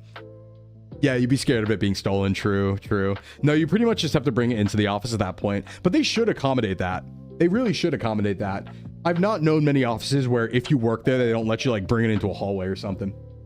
You can do it one time. Good point, Spongy. You can do it one time only. You have one time. You can buy a new e-bike every time for a low price of $1,200 or more. Scooters are nice because they're way easier to haul. Yeah, no, I had an e-scooter for a bit. I did end up going back to an e-bike just because let's just say I couldn't use an e-scooter for what I needed to do anymore. Let's just say it that way. But I really liked having an e-scooter when I did have one because, oh yeah, they fold and they're like, they weigh less and they fold. Granted, the only problem with an e-scooter is there's no way to get exercise when using one. That's the big downside. Like e-bike, right? You can change the assist, you can turn it off, you can have a normal bike. E-scooter, you're just at that point not doing exercise ever, right? That is purely a transportation tool. It's a very good one and a very cool one, but Scrap Men stole my friend's bike. No, not the Scrap Men. I like to imagine that's a faction, like a faction in the world. It's like a world faction, the Scrap Men, and they're always something you got to worry about. I've lived among the bike community enough to know that if you leave it outside, people want to steal it. It will be stolen. Yes, Yes, it will. All you can do is make it less appealing of a steel target than another bike next to it. That's all you can do. Inside's the only thing that makes sense. But offices should accommodate you. Like, I think offices should generally be like, yeah, you can bring the bike inside in the hallway, right? Like, come on, come on. I think it's so unreasonable to me. And I think about this a lot when people ask about like how to not sit all day at the office. It's so unreasonable to me that an office would be like, okay, you have to come in for 8 hours a day, but you can't bring your bike or stand up when you want to, or have a standing desk, or go on bathroom breaks, or walk around. It's like, come on, what are you doing? That's what, shut up. Shut up. How about I hit you with bricks? How about that? How about I hit you with a brick? Hey, what's up, Miko? What's going on? How about that? How about I stop asking? How about I stop asking nicely at that point? It's like, yeah, you have to come into the office every day, but yeah, you can't do anything good for you ever. You actually have to rot. You have no choice but to rot. Sorry, don't make the rules. No, just do it. What are they going to do? Fire you? Probably not. Probably not. There's a lot I've found in my life that you can get away with by being more aggressive than somebody else. I want an e-bike that is foldable, not 5K Dalal. Yeah. Well, actually, I have an e-bike for you, Mint. Look into electric. Look into electric e-bikes. That is not electric. That's electric without the E. Electric e-bikes are some of the cheapest e-bikes out there, and they're $1,000 and foldable, and they're good. They're also good. Yeah, look into those. I got mine for like, I think like $1,000 straight. They can't stop you from pretend jump roping to your desk. Yeah. Yeah, look into electrics in the US. I think they're the high selling brand in the US. A lot of them get serviced all around too at bike shops. Those are the ones that helped out Ryan Trahan. Oh, nice, nice. But no, I have this opinion on when it comes to like doing stuff, right? Like when it comes to work and offices and bureaucracy and things like that, there's a lot that you can bash your head against and break right through because people aren't going to bother to deal with you. I had an office job. I was so excited for a serious job with healthcare until that problem, and I lasted 3 months before the scarlet rot was too much. Yep, that's fair. Not enough movement. So fair. That's why I don't work in an office. That's why they let me out for Sclim enrichment time from the SVA offices. You know? But I think it's a lot like that old adage about how if you pretend like you know, like, oh, if you pretend like you're supposed to be somewhere, you can get into places. I think the same thing works with jobs sometimes, where it's like, people, for most, it's hard. You have to kind of gauge this, but like when you think about your manager, right? You think about your manager at a job, right? That manager has his own life, and like his job is to manage. Don't get me wrong. His or her job is to manage. But like, do you think they're really emotionally invested in it, right? Do you think they're going to die? Do you think they're going to fight to the death about every little thing? Unless they're like power tripping, right? And then that's its own problem. But I think for the most part, you have to remember that like people for the most part are people that just don't want to deal with things, right? Like when given the option, people will generally choose to not deal with something for the most part. So if you just kind of like bang your head against things, you can usually break through in a way you wouldn't expect. Like, because they don't want to deal with you. They don't want to deal with you. And not in like a fire sort of way. You can get away with stuff is what I mean, if you're bold enough about it. Because they're going to be like, wow, nobody's, like in their mind, they're not going to think about this, but subconsciously what's going to happen is going to be like, huh, nobody's been bold enough to try that. I actually don't know how to respond. Right? And I've used this to my advantage before, where sometimes you can just be like, I'm going to do this thing and you can't stop me. Good luck, right? And then see what happens. It works sometimes. It really does. It really does. So, you know, maybe they've never had to say no to somebody asking to bring a bike into the office to keep it safe. So just ask. Just be like, or just tell them, right? Don't even ask, right? Don't phrase it as a question. Just go to your manager and be like, hey, I'm going to start bringing my bike in because I don't want it to get stolen and I've been commuting on my bike for my health, right? Tell them. Don't ask. Just tell them you're going to do that. And then put the onus on them to be like, you can't do that. Because they're not going to want to, right? They're going to be nervous about that, especially if you ask really boldly or you say really boldly, I am doing this thing. They're going to be now anxiety on them to stop you, right? They're going to be like, oh shit, I have to now say, no, you can't do that, right? I have to go out of my way to stop you now. So just do that. just do that sort of thing. Make them stop you, right? Make it their problem. They can't stop you from pretend biking under your desk. Exactly. Out aura them. No. Make it their problem is usually how I do things. Like if they're trying to get in their way, right? If bureaucracy is in your way from achieving like one of your goals or something, make it their problem, right? Put it in their court. Put that ball in their court. Don't look at a thing in a pamphlet and be like, oh, well, the pamphlet says I can't do this. No, just do the thing and make them stop you. Because you can always feign ignorance. You can always be like, oh, I didn't know. Oh, I didn't know I couldn't bring my bike into the office. My bad, right? If they really go out of their way to stop you. But you could probably just put your bike there and be like, I'm bringing my bike in. And put it on them. See what they do. Right? Ball in their court. Yeah, weaponize free will. And whenever given the opportunity, I think you should weaponize free will to reach your goals. 100%. Shake weight aggressively while holding eye contact. Yeah, just bring in a treadmill. like if you have a standing desk in the office, just bring in an under desk treadmill and see what happens, right? That's what you got to do. You got to just find out, right? What's going to happen? Who knows? It's a mystery, right? Play that game. Keep them guessing. Personally, I'd go for more the strat where it kind of already happened. Yeah, no, exactly. Total. I think that's a good one too. If you notice a bike in the hallway, it's mine, by the way. Yeah, that's the way to do it, right? Tell or just already do it and then explain after the fact, right? What do they always say? They say, what's it called? Apologize. Oh, what's the term they use for that? Where they say, you know, don't ask, apologize or whatever it is. For things like that, absolutely. Obviously not for all things, right? When you talk about harming other people, obviously not. But like things like that are just stupid bureaucracy things that don't actually impact anyone. Ask for forgiveness, not permission. Well, yeah, you know, in some things. There are other things where you definitely don't want to do that. Let's be honest. Ask forgiveness later, something. Yeah. But like for, you know, bureaucracy, yeah. But, you know, obviously there are things you need permission for that you shouldn't ask for forgiveness after the fact for. Make that clear. but for a lot of bureaucracy things, I think you can do that, right? Just make it their problem. All right, they're trying to put a stupid rule in your way. Make it their problem. Make them fight you on it. Because a lot of people won't bother. A lot of people will not bother. They're like, I really don't want to fight this person on this stupid thing. So I'm just going to let it happen, basically. Right? So you can get away with a lot. That was actually how I originally, when I worked for a town, I was making maps, right? I was making maps. And I went out of my way to make it more efficient for me to make my maps at home. So I basically pressured them into letting me work from home over a long period of time. It was a long game I played. But what I did was, it was in the office at first, right? So I started in the office. And then in about 6 months in or so, I started being like, hey, you know, like, I could do this from home. Like I started asking, I started being like, just straight up, I asked. I was like, can I start working from home? And they were like, no, you can't do that. I was like, okay, noted. Not actually giving up, by the way, not actually giving up, noted, but just you wait and see.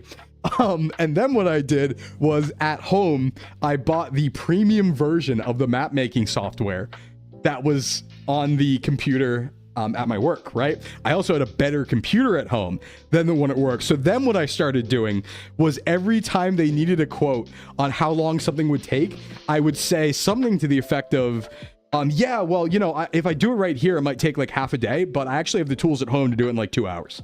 Like I have the premium version at home. If I just run home real quick, I can get that down to like 2 hours, right? Because I just have more advanced tools there. And I just started making them say no to me every single time.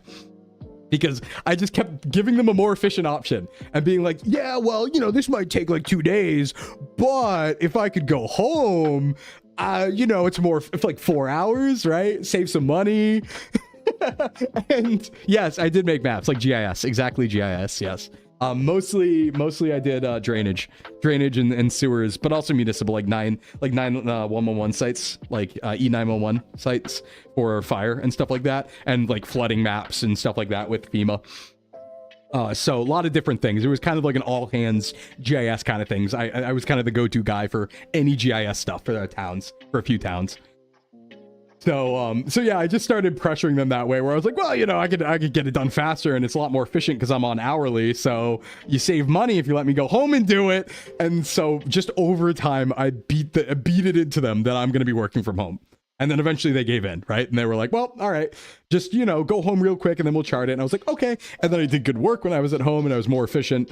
So, you know, it worked out in the end. Now, would I say that I ever slowed down my work in the office to make it even more efficient when I went home to show them a gap? No, I would never do something like that. I would never do something like that towards my goals of going home and working instead. But, you know, you can just do stuff like that. You can just do stuff like that. Yeah, I am directionally challenged despite my degree in geography. Yeah, but just use your free will. Use it more. Everyone needs to use their free will more to do silly things, I think. It's more fun that way. It creates good chaos. Good chaos. But yeah. Good way to use it. Good way to use it. Paste and silly pilled. Hee hee. Woohoo.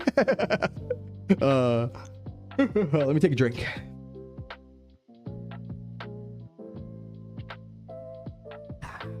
Yummy. Give a non-fitness question. What do you got, Aodo? Hit me. We need the whimsy. We need the whimsy. I should get a whimsy tag, actually. Whimsy tag's a really good idea, Varn. I should put that on. I'm just a silly guy who needs my work from home so I can go frolic in the woods. I just need to frolic in the woods. Why keep me contained? You can't keep the Sclim contained. Only at his leisure, only at his will can the Sclim be contained. Otherwise, I need to frolic like a fey creature in the woods. And it definitely gave me more frolicking time. Good question, Iodo. What can I catch in Ultra Sun to beat the Totem Marowak? Gonna be honest. Dunno. I mean, maybe Palisand? That's like before that, right? Palisand might be good. A rock type that's also dark. I don't know if that's a thing. That's a neat part. You don't. Yeah. A water type that's also dark. A dark water type, maybe? Sharpedo? That could work. Sharpedo could work, right? Resist ghost move, resist fire move. Press waterfall button, maybe? Something like that. Yeah, maybe Palisand or Sharpedo. That could work. That's my answer, and I'm sticking to it. I am sticking to it. Wow, you know, all right, everybody. Had 2 water captures. One of them was a failed Phoebus. Oof. Yeah, but like Sharpedo's made of tissue paper, but if it's faster and it one hits, that's not a problem, right? If you get like a really meaty waterfall, maybe it one hits. Who knows? Palisand, you're right. Palisand's weak to ghost. I'm dumb. I forgot about that. That's my bad. That's my bad. All right, folks, I'm gonna end things here today. I think I was thinking about maybe playing some Voices of the Void, but we ended up talking for like 3 hours. So I'm gonna get out of here. I'm gonna go get out of here and work on some stuff. I think I'm gonna work on some more shorts. Methinks. Sometimes it's nice to have a pure day that's just chatting and not do anything else. I don't mind that one bit. Kind of fun. It's kind of fun.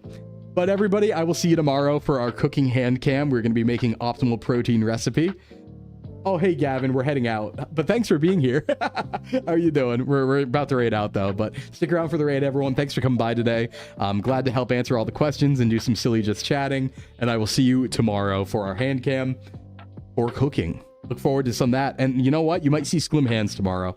I'm thinking you're going to see Sclim hands because every time I wore those, I mean, my other hands, those white gloved hands, it didn't react well with my hands. My hands did not like being contained in those. So, you might see some Sclim hands tomorrow. We'll see. We'll see. But stick around. We're going to raid out. And I will catch you on the flip side. Stick around. Let's see who is on today. VTuber mail raid? We're about to. We're about to. Who can we go see? There's a lot of people on Thursday. All right, let's see here. What friends do we have? What magical friends can we encounter today? Let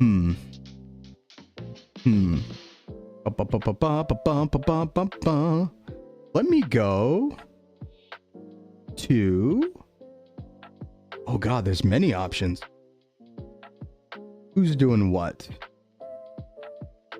Ooh, you know what we can do, actually? Why don't we raid... Hold on. I haven't gotten a chance to raid Randon yet. How deep in is Randon? Only an hour in? Let's go Randon. Why not? I don't think I've got a chance to say hi to him yet. All right, everyone, we're going to raid Randon. Everyone be nice over there to our orc, okay? Our good orc buddy, be nice. All right, everyone. Let's head on over to Randon. I will see you tomorrow. Have a good one, everyone. This is going to be Sklim out. Stick around for the raid, and I will catch you on the flip side. Bye-bye.